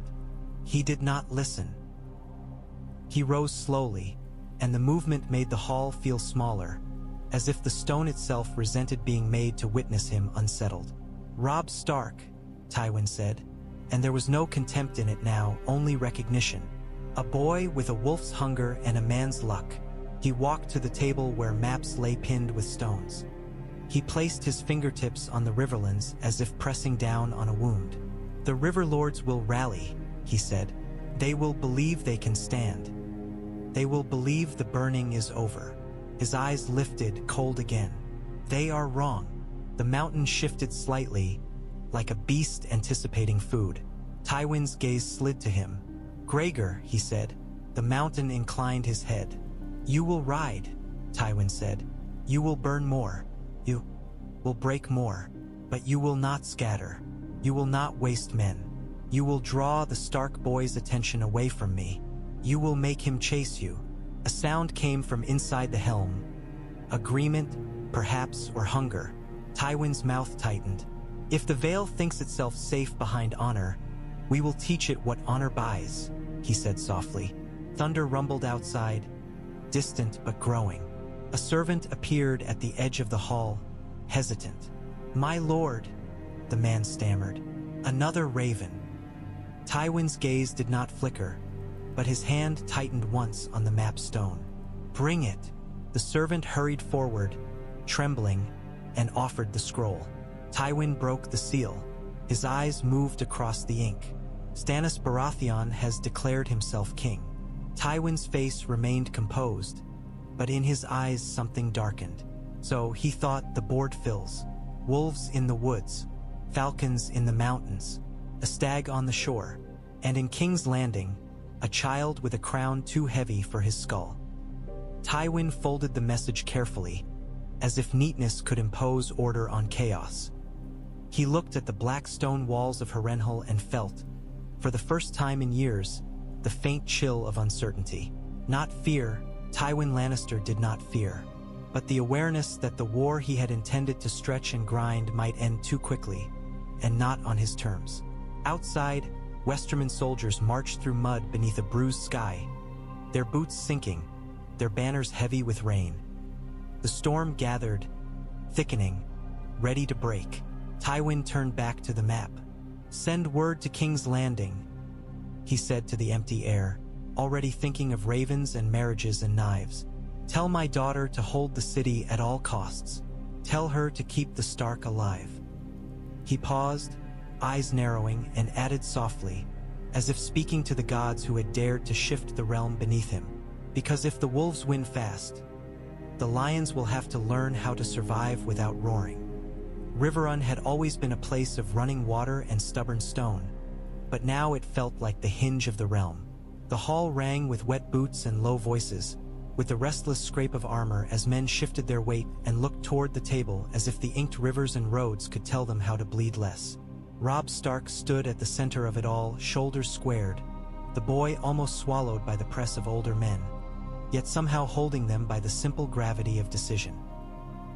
His cloak was darkened at the edges, and his hair had not fully dried from the night's rain in the Whispering Wood. He looked up only once, toward the banners above, as if to remind himself whose eyes were on him, then returned to the map. Brynden Tully leaned over the parchment, finger tracing the red fork as if he meant to carve it into the table. Bronze Yohn Royce stood opposite him, gauntlets resting lightly near a dagger that pinned down the western road, his ruined armor dulled by road dust. Around them, Great Jon Umber scowled at the distance between marks like it offended him. Ricard Karstark's stare was a winter thing, fixed on the spot where Harrenhal was scratched in ink. Catelyn remained just behind Robb's shoulder, close enough to feel the tension in him. She could smell smoke on the men's cloaks, and beneath it the sharp, coppery scent of blood that no washing ever truly removed. Her eyes kept sliding unwillingly to the pillar near the wall where Jaime Lannister sat in chains under guard, head lifted, face composed in defiance as if iron at his wrists were a temporary inconvenience rather than the end of certainty. Robb tapped the map with 2 fingers. "Tywin won't sit at Harrenhal and wait," he said.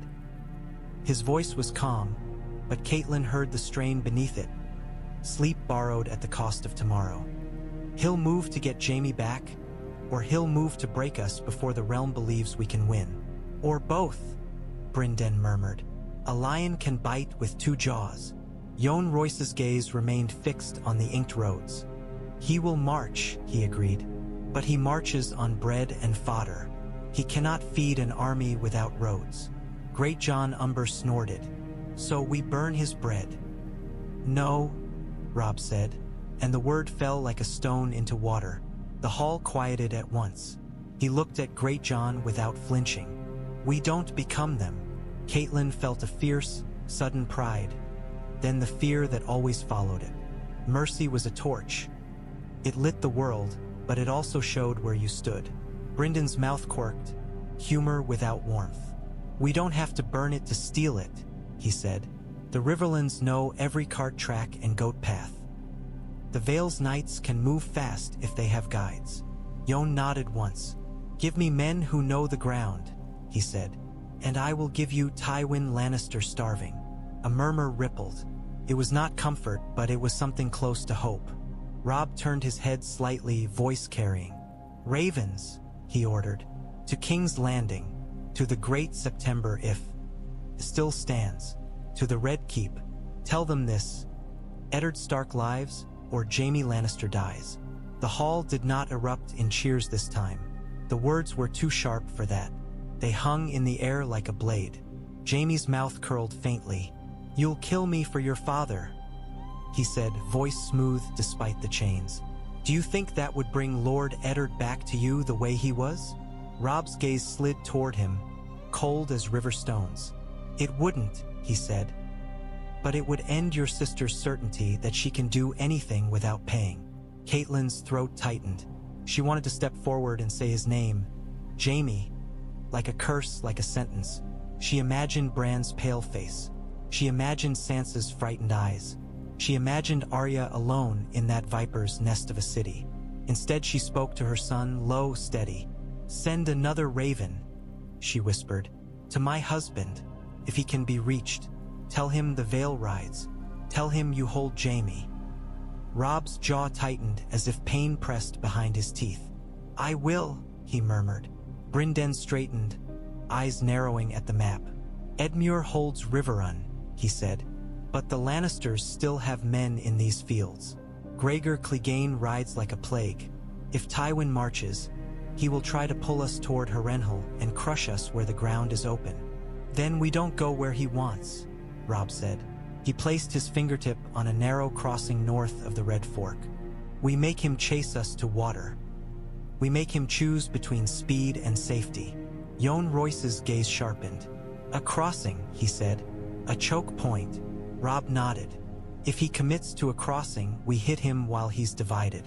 Half an army on one bank, half on the other. Vale knights on the flank. River archers in the reeds. Northern spears to hold. Greatjon's grin returned, wolfish. Now that's a fight. Catelyn watched Robb's finger move over the inked rivers and felt, in her bones, the turn of the wheel. She could almost hear King's Landing far away, the rattling of its gilded cage as the lions inside began to realize the bars were closing. Jaime shifted in his chains, and when he looked at Robb again, something in his eyes had changed. Still defiant, but no longer amused. The boy was learning to speak in hostages and crossings. The boy was learning to end wars. Outside, Riverrun's river ran on, steady and indifferent, but in the hall, the realm held its breath. The ford was a wound in the land, raw with water and churned earth. Rain had swollen the Red Fork until it ran fast and brown, dragging branches and broken reeds with it as if the river itself was eager to strip the world clean. The banks were slick, and horses' hooves sank deep enough to make every step a struggle. Men cursed as they tried to keep their footing, and the sound of the river drowned out prayer. Tywin Lannister watched the crossing with the same calm he might have given a ledger. His crimson cloak clung to him like a second skin, darkened with wet, and his face was as controlled as stone, but his eyes tracked everything: the current, the mud, the angle of the far bank, the scattered trees where an enemy might hide. Kevan Lannister rode at his side, jaw clenched, scanning the treeline. If they strike, he said, they'll strike as we're divided. They will strike, Tywin replied, and the certainty in his voice made it sound like an observation, not concern. His vanguard began to wade in, men in steel and leather, horses snorting as the cold water climbed their legs. The banners of the lion dipped and shuddered. Drums beat slow to keep the line moving, to fight the river's chaos with rhythm and command. The first arrow came without warning. It hissed through rain and struck a man in the throat, dropping him into the water where the current took him at once. Another arrow hit a horse's eye. The animal screamed, reared, and crashed into the men behind it, sending them sprawling into the river. Then the reeds came alive. Riverland archers rose from the wet grass, bows already drawn, loosing in disciplined volleys. Men shouted. Shields came up too late. The river turned black with flailing bodies and red with blood that thinned instantly into the current. Forward, Kevin bellowed. Push through. Tywin's gaze narrowed. He did not flinch. Advance, he commanded, and his voice cut through noise like a blade. Do not stop. The Lannister men surged, trying to force the crossing by sheer will. But the ford narrowed, and panic began to spread like oil on water. One stumble, one horse down, one man dragged under, and the line rippled with fear. On the far bank, northern spearmen waited behind wooden stakes driven into mud. Their cloaks were dark with rain, their faces set. They looked less like men than like a wall grown from the land itself. Robb Stark was somewhere among them, unseen, but his presence was in the stillness of their stance. Tywin's eyes flicked right as a horn sounded. Low, hard, not Lannister. From the muddy rise, the Vale came. Bronze Yohn Royce led them, a wedge of heavy cavalry moving with brutal purpose. Their horses threw clods of mud with every stride. Their lances were angled, points steady despite rain. They did not gallop wildly. They advanced like a hammer descending, inevitable, measured, terrifying. Tywin's mouth tightened. There, he said quietly. Kevin swore. Knights! Not tourney knights, Ty. Wind snapped, and there was a flash of anger in the clipped words. Real ones. The Vale wedge slammed into the Lannister flank where men had been trying to maintain formation on slick ground. The impact was catastrophic. Lances punched through mail. Men folded. Horses screamed and toppled, crushing soldiers beneath them. The line, already strained by the river's pull, broke under the weight of disciplined steel. Tywin saw it happen as if watching a structure collapse in slow motion. He raised a hand, signaling reserves, trying to patch the breach with fresh men. But the river was doing its own killing, and the far bank, those northern spears, held firm, refusing to be baited into a premature charge. They let the Lannisters drown in their own attempt to force the crossing. The Vale Knights did not pursue deep. They hit, shattered, withdrew, then hit again, ripping cohesion apart in brutal bites. A falcon banner snapped through the rain like a whip. Tywin's horse shifted beneath him, sensing the chaos. His mind moved faster than the battle. If he pushed harder, he risked turning the ford into a slaughterhouse for his own men. If he pulled back, he ceded momentum and allowed the realm to see him retreat. His eyes found Bronze Yohn Royce briefly, armor dull with mud, runes gleaming despite the gray. The man rode like a commander, not a duelist, redirecting his wedge with crisp precision, striking where Tywin's line thinned, where fear already wobbled. A horn sounded again from the far bank, and the northern spears advanced. Just a step, just enough to promise that if Tywin committed, he would be pinned and cut. Tywin's jaw tightened until the muscles jumped. He lifted his arm. Withdraw, he commanded, voice like iron. Kevin stared, shocked. Father. Now, Tywin said. Orders snapped down the line. Drums changed rhythm. Men began to pull back from the river, some stumbling, some slipping, some dragged by comrades who refused to leave them to the current. The retreat was controlled as much as possible, but the river still took its tithe. As the Lannister host began to fall back, an arrow struck the mud near Tywin's horse's hoof. The shaft quivered. Tywin did not look down. He turned his horse slowly, cloak dragging wetly, and rode away from the ford while the Vale and Riverland men watched from the edges like wolves who had tasted blood and found it good. Behind him, the Red Fork roared on, swollen and merciless, as if laughing at lions who thought themselves heavier than water. The Black Cells had a way of teaching a man what he truly feared.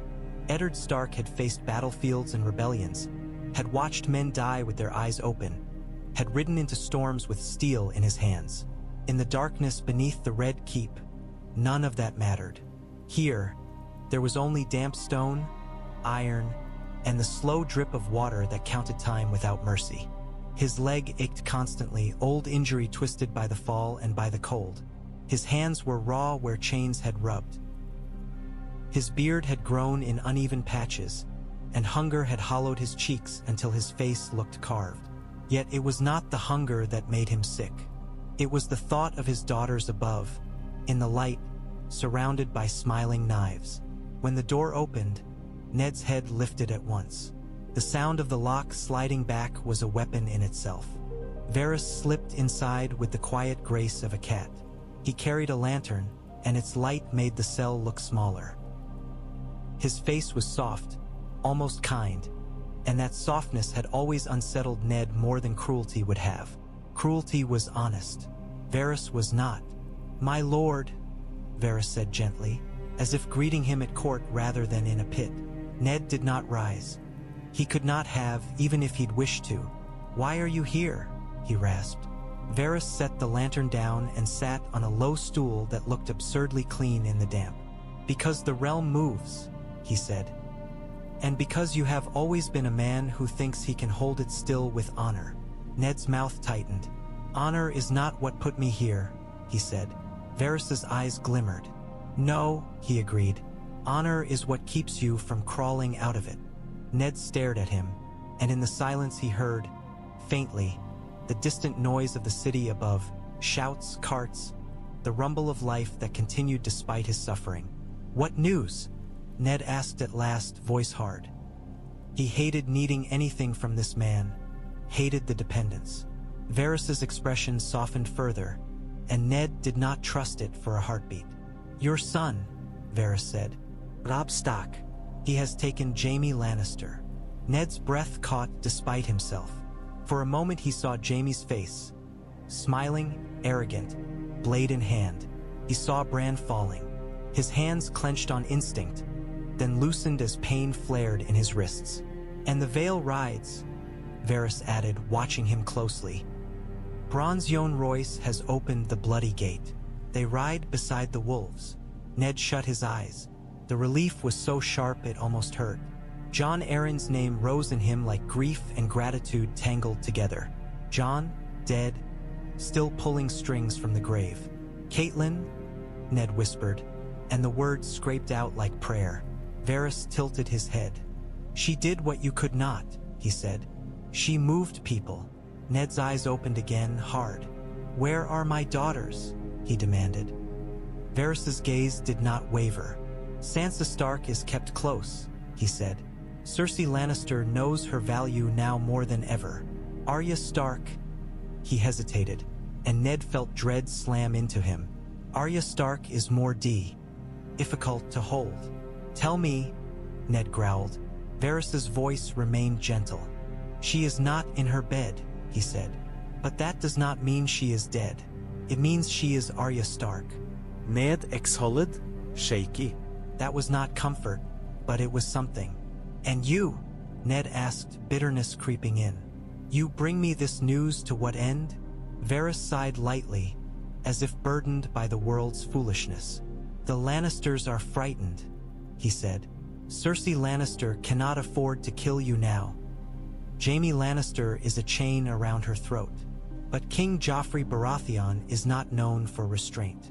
Ned's stomach turned. He pictured Joffrey's petulant cruelty, his eager eyes. "He will kill me to prove he can," Ned said, and it sounded like certainty. "Perhaps," Varys admitted, "unless you make it difficult for him." Ned stared. "How?" Varys leaned forward slightly, voice lowering. "There is talk," he said, "of forcing you to confess, to name yourself traitor." To bend in public so the boy king can pretend he is merciful. Ned's jaw tightened. A lie, he said. A useful lie, Varys corrected. Lies keep people alive. Truth kills them with admirable purity. Ned's throat burned. I will not. Varys held up a hand. Not dramatic, simply practical. Listen, he said. If you confess, you may live long enough to see your daughters again. If you refuse, you may die and leave them at the mercy of people who do not care what you believed. Ned's mind flashed to Sansa's face, trusting, bright, to Arya's stubborn defiance. The thought of them alone in that nest made him want to tear stone apart with his bare hands. What would you have me do? Ned asked, voice rough with restrained fury. Varys's eyes were sad, and Ned hated that too. Survive, Varys said softly. For them, the realm is changing quickly. If the wolves and falcons continue, the lions will lose their grip. But you cannot benefit from that if you are dead. Ned's hands trembled, not with fear but with the strain of holding himself together. He had always believed that honor was the one thing a man could keep when everything else was stripped away. In this cell, honor felt like a blade held to his daughters' throats. When Varys rose, the lantern light made his shadow stretch long and thin across the cell like a noose. One more thing, Varys said, turning his head. If you live, you will be asked to kneel again. Not to the boy. Ned's eyes narrowed. To whom? Varys's smile was small, almost sympathetic. To the rightful king, he whispered. Then he slipped out and the lock clicked shut, leaving Ned alone with damp stone, a throbbing leg, and the knowledge that the world above was finally moving toward war's end. Fast enough that he might live to see it, if he could swallow his pride without choking. Sansa learned to read the red keep the way other girls learned to read songs. She read it in the pause before a guard answered a question, in the way servants avoided her eyes, in the way laughter sounded too high and too sharp in corridors where it did not belong. She read it in the thinness of meals and the suddenness of anger. She read it in her own heartbeat, which had begun to race at the sound of footsteps. The courtyard garden was stripped of beauty by the weather. Leaves lay dead on the stones. The roses looked bruised. A cold wind moved through the hedges like a whispering threat. Sansa stood with her hands clasped, fingers aching from the pressure, and tried not to tremble.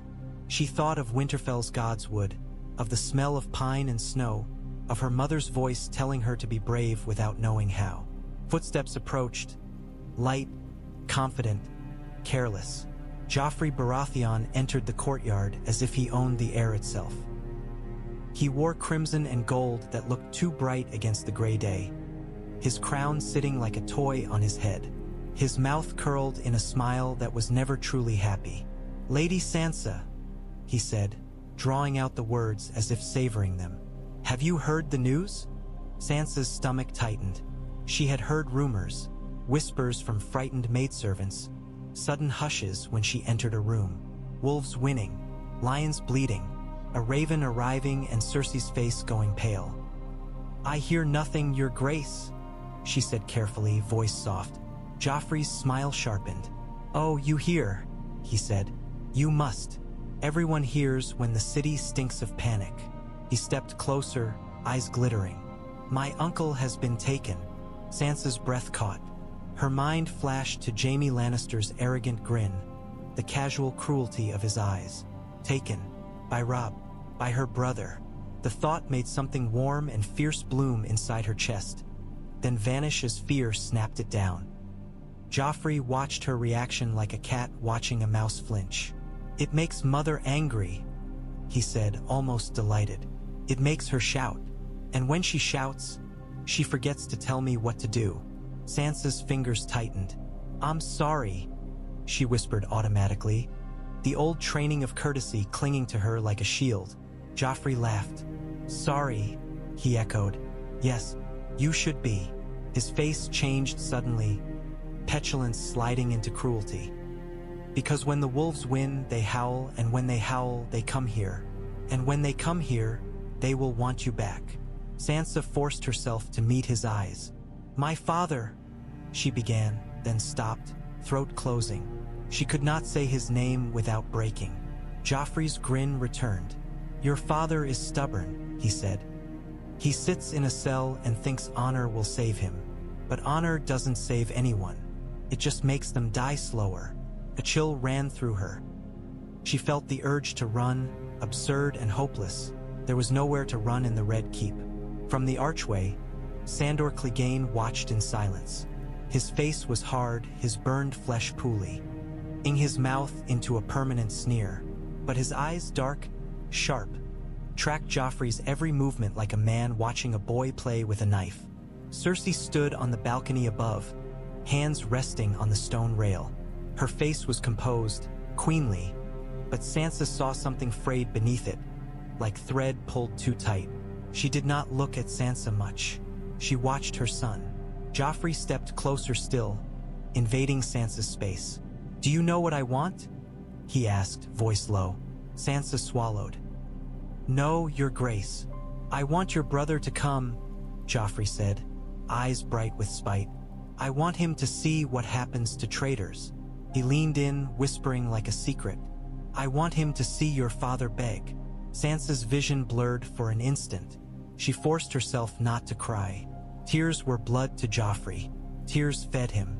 "My mother will not let you," she said before she could stop herself, and the words slipped out like a small rebellion. Joffrey's smile vanished. His face twisted. "My mother," he repeated, and his voice went sharp. "My mother doesn't tell me what to do. I tell her."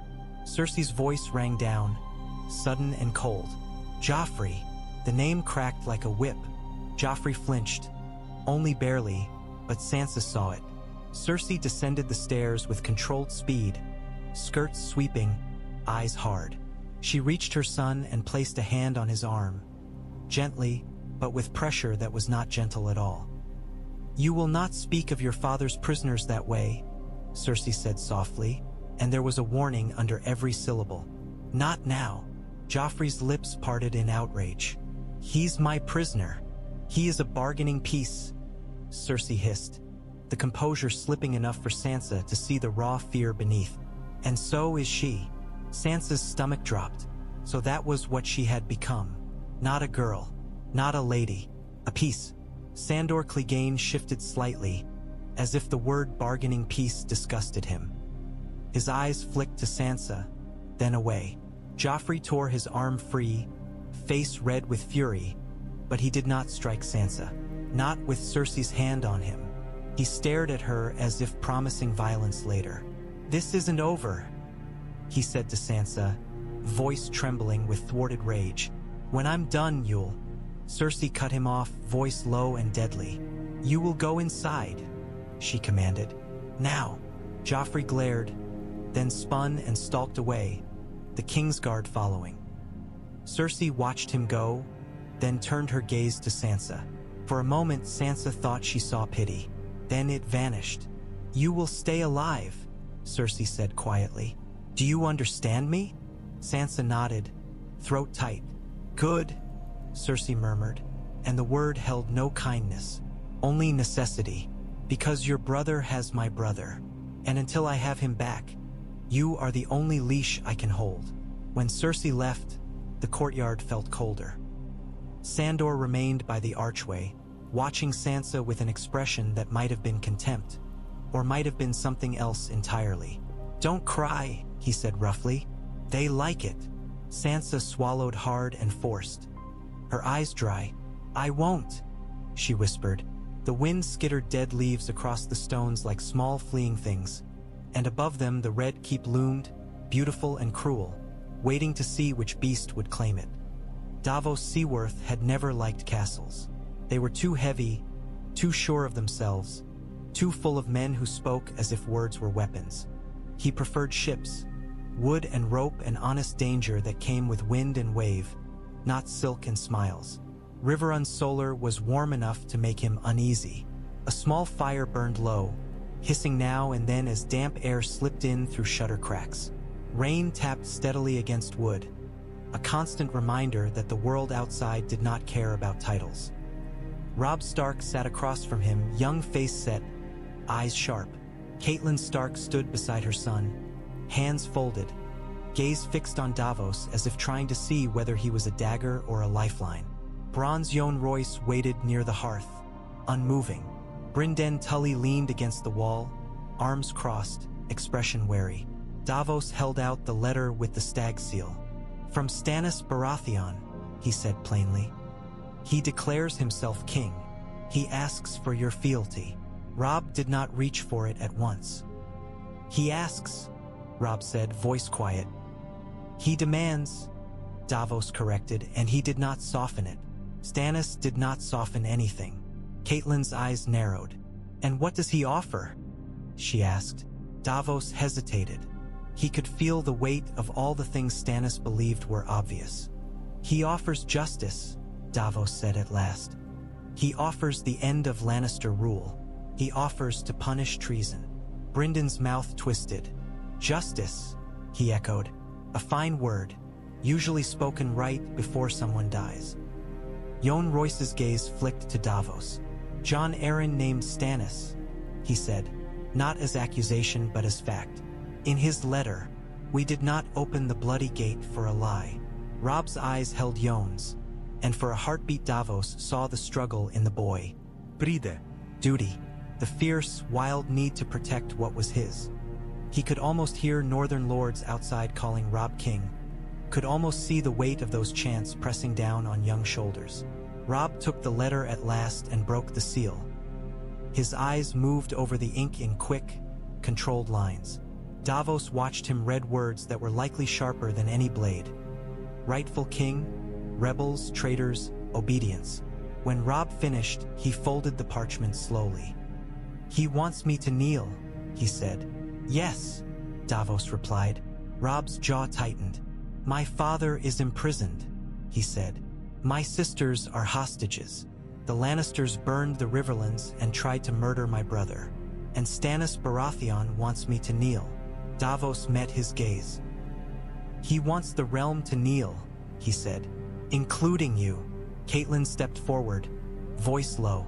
"If we kneel," she said, "will he help us save Eddard Stark?" Davos's expression tightened. "If Stannis takes King's Landing," he said carefully, "your lord husband will be freed. If the Lannisters kill him before then..." He did not finish. He did not need to. Robb's eyes flicked to his mother, and Davos saw pain there, raw and young. "I don't want to be a rebel," Robb said quietly, and the confession sounded like it cost him. "Eve, ain't my family safe?" Brynden snorted softly. "In war, wanting doesn't count for much." Yohn Royce's voice cut through, steady. "Ending the war fast counts," he said. "Every day it drags, more villages burn, more men die, more knives find backs. Stannis Baratheon may be hard, but he is not a Lannister." Robb's gaze hardened. He looked back at Davos. "Tell your king this," he said. "I will recognize Stannis Baratheon as king of the Seven Kingdoms. If he recognizes my rights as Warden of the North and confirms my mother's house in the Riverlands. And if he swears, by his honor, that my father and sisters will be returned alive if they can be reached." Brynden's eyebrows rose. "That's a bargain." Catelyn's breath caught. She looked at Robb as if she'd just seen him step fully into manhood and hated the cost. Davos felt a strange, sharp respect. The boy was not refusing out of pride alone. He was bargaining for blood.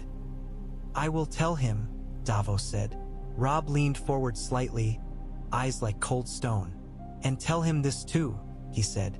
"If the Lannisters kill my father, there will be no kneeling. There will be only war until the lions have no teeth left." Davos swallowed. He believed him. Catelyn's voice was barely above a whisper. "Write it," she said to Robb, and her eyes shone with fierce, frightened hope. "Send it now, before Joffrey does something stupid." Robb nodded. He reached for quill and ink, hand steady.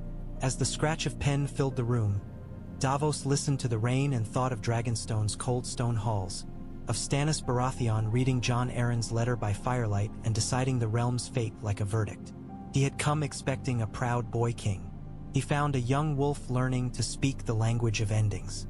The night tasted wrong before the first scream. Catelyn woke to the sound of a horn, short, urgent, and for an instant she did not know where she was, only that danger had found her again.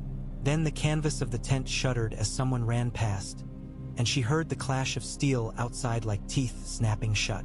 She grabbed her cloak and stepped into the cold, wet air. The camp was chaos, torches flaring, shadows leaping, men shouting names that were lost in the wind. Rain fell in hard slants, making the flames hiss and sputter, turning the ground into slick mud that pulled at boots like hands. "Raid!" someone bellowed. "Lannisters!" Catelyn's stomach dropped. Of course, Tywin Lannister would not accept his son in chains. He would send men like rats in the dark, hoping to steal back what daylight battle could not. She pushed through bodies toward the center where Jaime was held. The guard tents were already swarmed. Red cloaks flashed between torchlight like wounds. Westerman soldiers charged with silent desperation, blades low, trying to cut through the ring of guards before the camp could fully wake. But the camp was awake. Robb Stark was already there, shouting orders with a voice that carried through rain. Northern spearmen formed a bristling wall, their long weapons thrust out to keep the raiders from rushing the tent. Vale knights surged in from the flanks, not scattered, not panicked, disciplined even in darkness. From a low ridge beyond the camp, arrows began to fall. Vale archers, men who had sat quiet for years behind mountain walls, loosed into the dark with cold precision. The arrows struck red cloaks, dropped men into mud, pinned bodies to earth that swallowed their blood without ceremony. Lyn Corbray tore through the melee like a man possessed. Lady Forlorn flashed and drank torchlight and life.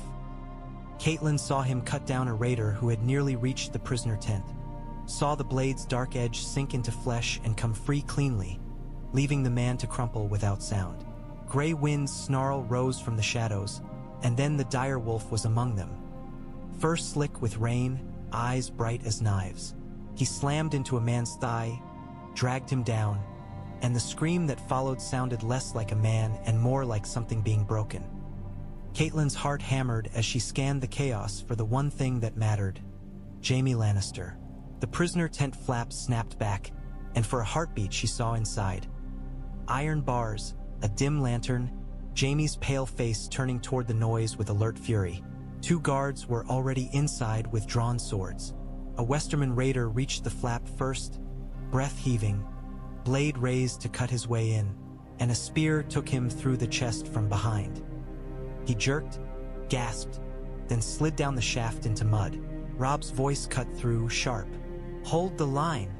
Another cluster of raiders tried to rush from the side, likely aiming to set fires, to sow panic. Vale knights met them head-on, shields up, swir. There's chopping. Steel ran. Men fell. The mud turned slicker. Catelyn stumbled as someone shoved past her, and a hand caught her elbow. Bronze Yohn Royce, face grim, rain pouring off his brow. "Stay behind," he ordered, voice hard. "I won't," she snapped, and hated how small her own voice sounded against the noise. Yohn's eyes flicked toward the prisoner tent. "They came for him," he said. "They will not take him." Catelyn felt a savage satisfaction at that. Let Tywin's rats die in mud. The raid did not last long. Could not. The moment's surprise was lost. The raiders were trapped inside a camp full of angry men with steel in their hands. Their desperation made them fierce, but fierce was not enough when the Vale's archers owned the dark and northern spears held the center. One of the raiders, a larger man, helm dented, lunged toward Robb with a roar, blade raised for a killing strike. Gray Wind hit him from the side, knocking him off balance. Robb stepped in and drove his sword into the man's belly with one clean thrust, then shoved him aside as if he were nothing. Catelyn stared, breath caught. Her son did not hesitate. The boy was gone. The king remained. As the last raider tried to flee into the dark, Lyn Corbray chased him down and cut him from shoulder to hip with a single savage swing. The man's scream ended in a wet gurgle. Lyn stood over him, chest heaving, eyes bright with the kind of joy that terrified Catelyn more than fear ever could. Silence returned in ragged pieces. First the absence of fresh screams, then the slowing of shouts, then the hiss of torches and the constant rain. Bodies lay in mud, red cloaks dark and heavy. Northern and Vale men stood panting, blades dripping, faces pale in torchlight. Robb turned toward the prisoner tent and nodded once to the guards. "Check him," he said. The flap shifted. A guard stepped out a moment later. "He's here," the man reported. Unhurt, angry, Robb's mouth tightened in something close to grim amusement. "Good," he said. Catelyn exhaled shakily, realizing only now how tightly she had been holding her breath. Yohn Royce looked out into the dark beyond the camp's lights. "Tywin will try again," he said quietly. Robb wiped rain from his face with the back of his hand. "Then we end this before he can," he said, voice low and certain. The torches hissed. The rain fell, and somewhere beyond the camp, lions bled in the dark, learning that even their shadows could be hunted. Tyrion Lannister had returned to King's Landing to find a city that felt like it was holding a knife to its own throat. The streets stank of sweat and refuse. Bread was scarce. Rumors ran faster than rats. Everywhere he looked, he saw eyes, hungry, angry, frightened, watching the Red Keep as if waiting for it to fall and spill gold into the gutters. Inside, the castle was worse. Here the fear wore perfume. Tyrion sat at the small council table with the hand's pin on his chest, and the irony of it made him want to laugh until he choked. His father had sent him not as reward, but as tool, something small enough to fit into the cracks and hold them closed, at least for a little while. Cersei stood near the window with a cup of wine in her hand, but she had not drunk it. She stared out as if the sight of the city's misery offended her. Joffrey paced like a spoiled dog, restless and furious. Every few steps he would glance at Tyrion with a glare, as if the hand's pin were an insult. "They're calling him king," Joffrey snapped suddenly, voice sharp. "That wolf boy. They're calling him king, and the Vale is with him, and—" He made a noise of disgust. "It's all lies. It's all very inconvenient truth," Tyrion murmured, then took a sip of wine just to keep his mouth busy. Joffrey whirled. "Watch your tongue." Tyrion smiled thinly. "Or you'll do what?" he asked lightly. "Stamp your foot until the realm obeys?" Cersei's head snapped toward them. "Enough," she hissed, voice brittle. "Both of you." Varys sat with his hands folded, expression calm, eyes glittering. Peter Baelish leaned back in his chair, smiling like a man enjoying a play. Pycelle wheezed quietly, pretending to be useless and succeeding. A raven message lay open on the table, its ink a fresh bruise. "Jaime Lannister remains in chains. Any harm to Eddard Stark will be answered in blood." Tyrion read it again, and each time it made him feel a little colder. "They're not bluffing," he said quietly. Cersei's fingers tightened on her cup. "They wouldn't dare," she said, but the edge in her voice betrayed her. "They wouldn't kill him." Tyrion glanced up at her. "You keep saying that," he said, "and yet here we are." Joffrey slammed his fist onto the table. "I'll kill Stark myself," he shouted. "I'll—" Cersei moved with sudden speed, grabbing her son's arm hard enough to make him hiss. "You will not," she snapped, voice low and ferocious. "Not while Jaime is." "Jaime?" Joffrey spat, and the jealousy in his tone was almost comic. "Always Jaime. He isn't king. I am." "You are a boy with a crown," Tyrion said before he could stop himself. Silence fell like a hammer. Joffrey's face went purple. His hand flew to the hilt of his sword. A ridiculous gesture. He barely knew how to hold it properly. Cersei's eyes blazed at Tyrion, warning, fury, desperation all tangled together. Tyrion lifted both hands slightly, as if surrendering to stupidity. "I meant," he said smoothly, "that kings need patience. They need to win wars before they execute hostages." Joffrey's breath came fast. "He's not a hostage," he snarled. "He's a traitor." Varys's soft voice slipped in. "Traitors can be useful," he murmured, "especially living ones." Tyrion's gaze flicked toward Varys. "Eddard Stark stays alive," Tyrion said, voice hard enough to cut through Joffrey's rage. "And Lady Sansa Stark stays alive. Those are not suggestions." Joffrey stared at him as if he'd been slapped. "You can't." "I can," Tyrion said, and surprised himself with how certain it sounded. "Because Father sent me here to hold this city, and I will hold it. If you make this worse, Father will not forgive you, and neither will Mother if Jaime dies." Cersei flinched, and that flinch was all Tyrion needed to know. The leash around her throat was tight, and she hated it. Peter Baelish's smile widened. "So we bargain," he said, voice pleased. "How thrilling." Tyrion's eyes narrowed. "We survive," he corrected. "Those are different." Cersei finally drank from her cup, swallowing hard as if wine could drown panic. "We need allies," she said, voice strained. "The Tyrells." Peter's eyes glittered. "The Tyrells like winners," he murmured. "They are very devoted to strength." "And we look weak," Cersei spat. Tyrion leaned forward, tapping the raven message with one finger. "Then we stop bleeding," he said. "We hold the city. We keep Stark alive. We keep Sansa alive. We prepare the river." He paused, mind already moving toward wildfire and chains and the cold math of defense. "And we pray Stannis Baratheon is slower than his reputation." Varys's smile was small, almost sad. "Prayer is always popular in frightened cities," he said. Outside the window, the noise of the streets rose, shouts, cries, the restless murmur of hungry people pressed together too tightly. Tyrion looked out at them and felt, for the first time, the faint chill of understanding. The Red Keep did not sit above the city like a crown. It sat on it like a stone on a drowning man's chest. If Stannis came, the city would choose whoever fed it. And lions suddenly looked hungry too. The Blackwater burned like a nightmare given color. It began as fire does, small, impossible, bright.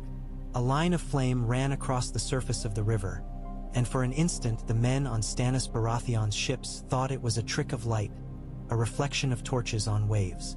Then the green rose. Wildfire erupted in violent blossoms, liquid flame that clung to wood and flesh and did not care about water or prayer. Ships caught, screamed. Men screamed, too, a sound so raw it seemed to tear the air itself.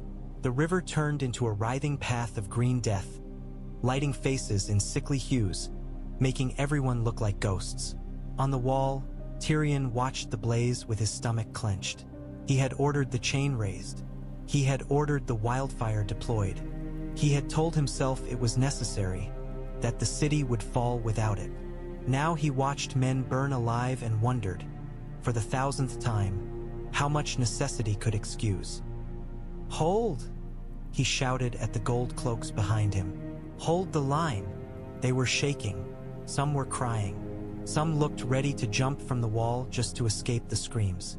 Across the river, the burning ships drifted, smashing into one another, spreading the green like plague. But Stannis Baratheon did not flee. On the deck of his flagship, Stannis stood with his jaw clenched, eyes fixed on the city like a judge staring at a condemned man. The green light painted his face in harsh angles. Davos Seaworth stood near him, coughing from smoke, eyes watering, heart hammering. "It's hell," Davos rasped, voice hoarse. "It's war," Stannis replied, and his voice did not shake. "Row." Men obeyed. Ships behind the burning line began to push forward anyway, skirting the edges of green flame, taking the risk because the king on their deck did not permit fear. Stannis' soldiers made land on the far bank amid smoke and ash. They climbed over rocks slick with river spray. They formed into ranks with grim discipline and began to march toward the city gates while behind them the river still burned. On the walls, Tyrion saw the shapes moving through smoke and felt his mouth go dry. Stannis was coming anyway. The wildfire had not stopped him. It had only killed men. "Archers!" Tyrion shouted. "Loose!" Arrows rained down from the battlements, black against green firelight. Some found throats. Some clattered harmlessly off shields. Stannis' men kept coming, stepping over bodies, faces set in grim devotion. They did not look like the Lannister men Tyrion had seen in tourneys. They looked like men who had been waiting years to be allowed to do this. The city shook with noise, bells, screams, the rumble of thousands of boots. Tyrion caught glimpses of small folk gathering behind barricades, eyes wide, watching the walls like they were watching gods fight. The gate, King's Gate, took the first pounding. Rams slammed into wood. The iron bands groaned. Men shouted prayers, curses, orders. The defenders poured boiling oil and stones. Stop! Nysa's men screamed and climbed anyway, hands raw, faces blistered, driven by sheer stubborn will. Tyrion moved along the wall, shouting, cursing, striking men who tried to run with the flat of his blade. He grabbed a gold cloak by the collar and shook him hard. "If you flee," he snarled, "the city dies and you die with it. Stand!" The man's eyes were wild. He nodded, terrified, and stayed because fear could anchor as well as it could break. Below, green fire still flickered on the river, casting shadows that danced like demons. Somewhere behind Tyrion, he heard a distant roar, not from the battle, but from the city itself. The sound of hunger turned to rage. The sound of people who had suffered too long deciding that walls did not matter if the rulers behind them were weak. Tyrion's heart sank. Even if they beat Stannis back, the city might open itself from within. He looked toward the river again and saw Stannis Baratheon's silhouette through smoke, unyielding, advancing, a dark shape walking through green-lit hell. For the first time, Tyrion understood with brutal clarity. The wildfire was not their salvation. It was their confession, and Stannis Baratheon was coming to hear it. When the gates finally gave, the city did not fall like a tower collapsing. It fell like a man dropping to his knees, slowly, unwillingly, then all at once, the breath leaving it in a shudder. The fighting inside the walls was savage and close. Streets became choke points, alleys became traps. The stink of smoke and shit and blood filled every breath. Tyrion fought where he could, shouting orders until his voice broke, striking at men who came too close, watching gold cloaks die with expressions of shocked betrayal, as if they had not believed war could touch them within their own streets. A blade found Tyrion's face in the crush near a stairwell, steel cutting flesh, heat and pain exploding. He stumbled, nearly fell, then caught himself against stone, blood pouring hot down his cheek and into his mouth. The world narrowed to sound and breath and the taste of iron. Somewhere, someone screamed that the king had fled. Someone screamed that the queen had barricaded herself. Someone screamed that the gates to Maegor's Holdfast were closing. The Red Keep became a fortress inside a fortress, but even it could not stand against a king who had brought fire and sea and stubbornness to its doors. When Stannis Baratheon's men flooded the throne room, the air was thick with smoke and the stale grandeur of power. The Iron Throne loomed, jagged and cruel, a seat made of 1,000 surrendered swords. It looked less like a prize and more like a warning. Stannis entered like judgment given flesh. He did not run. He did not shout. He walked forward in battle-worn armor, face hard, eyes fixed on the throne as if he meant to drag it into honesty. Tyrion was already there, leaning on his sword, bloodied and swaying, refusing to lie down. He watched Stannis approach and felt a strange, bitter admiration. The man had come through wildfire, through walls, through a city that hated him before it knew him. Cersei Lannister was dragged in by soldiers, hair torn loose, face pale with fury. She tried to hold herself like a queen, but her breath came fast and her eyes were wild. For a moment, Tyrion saw her as she truly was. Not a lioness, but a woman cornered, claws out, hissing at the inevitable. "Usurper!" Cersei spat when she saw Stannis. Stannis's gaze flicked to her, cold. "Adulteress," he replied, and the word fell like a stone. "Traitor, mother of bastards." Cersei's face twisted. "Prove it." Stannis did not look at her again. "I don't need to," he said. "The realm will." The doors opened again, and guards dragged in a man in chains. Eddard Stark walked into the throne room with a limp, gaunt, beard grown, face hollowed by hunger and cold. But his back was straight. His eyes lifted at once, scanning the room like a soldier searching for his men. When he saw Tyrion, he stiffened. When he saw Cersei, his mouth tightened. When he saw Stannis, something like grim understanding settled in his gaze. "My lord," Stannis said, voice hard but not cruel. "You are alive." Ned's voice came rough. "For now." Stannis's jaw tightened. "You were imprisoned by traitors," he said. "Your honor was used as a leash. I have cut that leash." Ned stared at him for a long moment, then spoke quietly. "What do you ask of me?" "Truth," Stannis said at once, "before gods and men, that Robert Baratheon's supposed children are not his, that I am the rightful king, that you were not a traitor, only a man surrounded by lies." Ned's throat worked.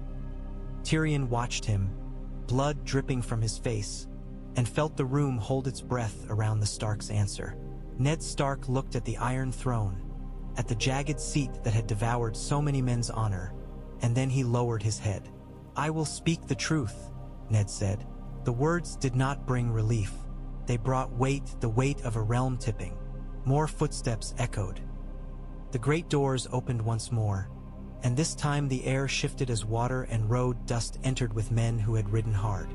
Robb Stark stepped into the throne room with Bronze Yohn Royce beside him, their cloaks dripping, their faces grim with the exhaustion of victory and the strain of what came next. Behind them, northern men and Vale knights stood shoulder to shoulder, wolf and falcon together beneath the Red Keep's smoke-stained ceiling. Catelyn Stark pushed through behind them, eyes scanning desperately, and when she saw her husband in chains, the sound she made was half sob, half prayer. She did not run to him, not yet. She held herself together by sheer will. Robb's gaze found his father. For a heartbeat, the boy vanished, and only a son remained, eyes bright with restrained emotion. Then Robb swallowed hard, stepped forward, and bowed his head slightly, not to Ned, but to Stannis. "Your Grace," Robb said, voice steady. "The North and the Vale have come." Stannis's eyes narrowed. "Have come to kneel?" he asked. Robb's jaw tightened. He glanced once toward Ned, once toward Catelyn, and Tyrion saw the calculation in him, the same one that had taken Jaime in the woods. "We have come to end the war," Robb said. Stannis stepped closer, gaze like iron.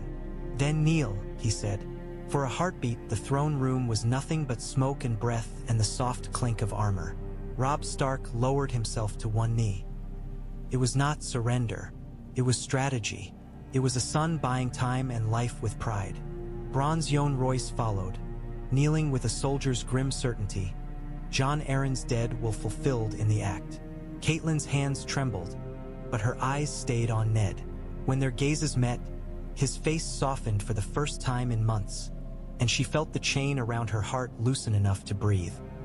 Stannis looked out over the kneeling wolves and falcons, over the captured lioness, over the bloody dwarf, over the Iron Throne that waited like a blade. "The war is not done," he said, "but it will be soon." And in that smoke-tainted hall, with the city still groaning in the aftermath of conquest, the realm rearranged itself with brutal speed, because the lions had finally lost their grip, and the men who replaced them did not intend to waste time. Tywin Lannister did not come to parley as a man begging for mercy. He came as a man measuring how much of his pride he could afford to spend to keep what remained of his house alive. "The field by the gods I was churned into mud by countless boots and hooves, and the lake's gray water stretched behind it like a watching eye that refused to blink. Tents stood in a disciplined line. Banners snapped in the cold wind. Stag and wolf and falcon together, a sight that would have seemed impossible only weeks before.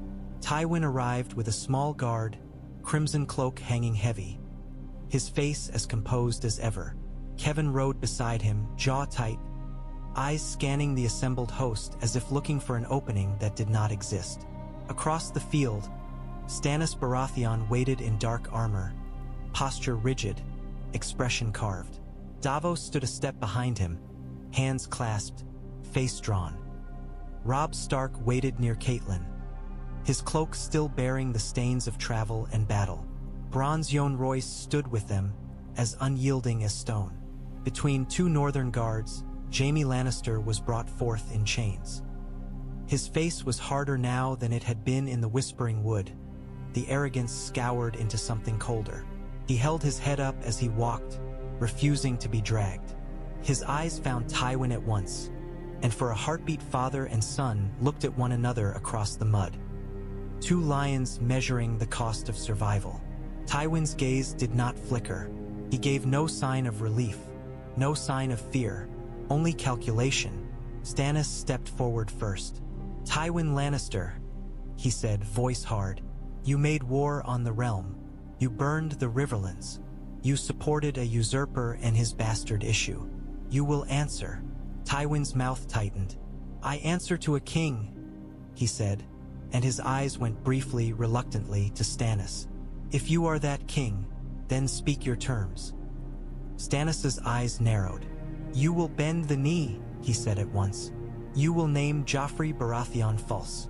You will pay reparations to the Riverlands.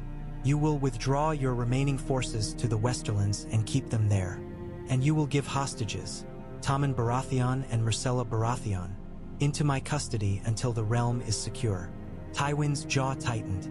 "They are children," he said, and for the first time there was a flicker, anger sharp and genuine. "They are the realm's proof," Stannis replied coldly, "and they are safer with me than with your daughter." Catelyn felt her throat tighten at the mention of children used as proof. She looked at Robb and saw his jaw clench, saw the conflict in him. He had knelt to end war fast, but the price of endings was always paid in flesh. Robb stepped forward, voice steady. "And my sisters," he said, "Sansa Stark and Arya Stark, they are returned. Alive." Stannis's gaze flicked to him. "Sansa Stark has been returned," he said. "Arya Stark was not found where the lions kept their cages. The city is being searched." Catelyn's heart lurched. "Not found was not dead," she told Hers, LF gripping the thought like a rope. Tywin's eyes flicked to Jaime's chains. "And my son," he said. Robb's voice was cold. "Your son lives because my father lived," he said. "If you accept these terms, Jaime Lannister walks free and returns to the Westerlands under oath to take no arms against the crown." Jaime's mouth curled faintly. "Under oath," he echoed, and there was something bitter in it, like the idea of oath itself had become a joke. But his eyes remained on Tywin, waiting. Tywin stood in silence long enough that the wind filled it. His gaze moved over the gathered banners, the men, the mud. He looked, briefly, toward the distant black silhouette of Harrenhal, still looming like a curse. He looked back to Stannis. "You ask me to kneel," Tywin said quietly. "Yes," Stannis said. Tywin's eyes narrowed, and for a heartbeat Catelyn thought he might refuse out of sheer pride, might choose a long, bloody retreat to Casterly Rock and drag the realm through more fire out of spite. Then Tywin's gaze flicked to Jaime again, and Catelyn understood. Pride was not the only thing Tywin Lannister owned. Tywin moved forward slowly. The mud clung to his boots. His crimson cloak dragged near the ground like spilled blood. He stopped before Stannis Baratheon, face still controlled, eyes still burning with resentment that he would never admit aloud. Then Tywin Lannister bent his knee. The motion was small. The impact was enormous. A murmur rippled through the assembled men. Shock, disbelief, grim satisfaction. Lions were not meant to kneel. Yet here one did, because the board had turned too quickly and the pieces had shifted beyond even Tywin's iron grip. Stannis did not offer a hand. He did not smile. He simply nodded once, as if accepting the inevitable order of things. "Rise," Stannis said, "and remember what it cost you." Tywin rose, face unreadable, and for a moment Catelyn saw something like hatred in his eyes. Hatred for Stannis, for Robb, for the Vale, for a realm that had dared to deny him victory. But hatred was not war. Not anymore. Robb signaled, and the Northern Guard stepped forward to unlock Jaime's chains. The iron fell away with a dull clink into mud. Jaime flexed his wrists, then looked at Robb with a stare that held grudging respect and something darker. "You learn quickly," he said softly. Robb's voice was flat. "I had to," he replied. Catelyn watched Tywin and Jaime stand facing one another with the space between them suddenly changed. The war had not ended because men found peace. It had ended because the Vale rode early, because the wolves struck hard, because the city fell before alliances could be stitched, because the lions lost their timing. Fast wars did not leave clean endings. They left scars that simply formed sooner. As Tywin turned to leave, Stannis' voice carried after him, cold as iron. "If you break these terms," he said, "I will come to Casterly Rock and pull it down stone by stone." Tywin did end. Oti looked back. "If you try," he said quietly, "you will learn how deep a lion's den goes." Then he rode away, cloak snapping, carrying defeat like a hidden wound. Catelyn stood in the cold wind, staring at the gray water of the God's Eye, and tried to feel relief. Ned was alive. Sansa was alive. Robb stood unbroken. The Vale had not remained silent. But somewhere in the distance, beyond mud and banners and kneeling lions, the world still held its darker threats. Seas that wanted Iron Kings, winters that did not care who wore crowns, and shadows beyond the wall that no swift war could stop. The realm had ended one fire quickly. It did not mean the cold was gone.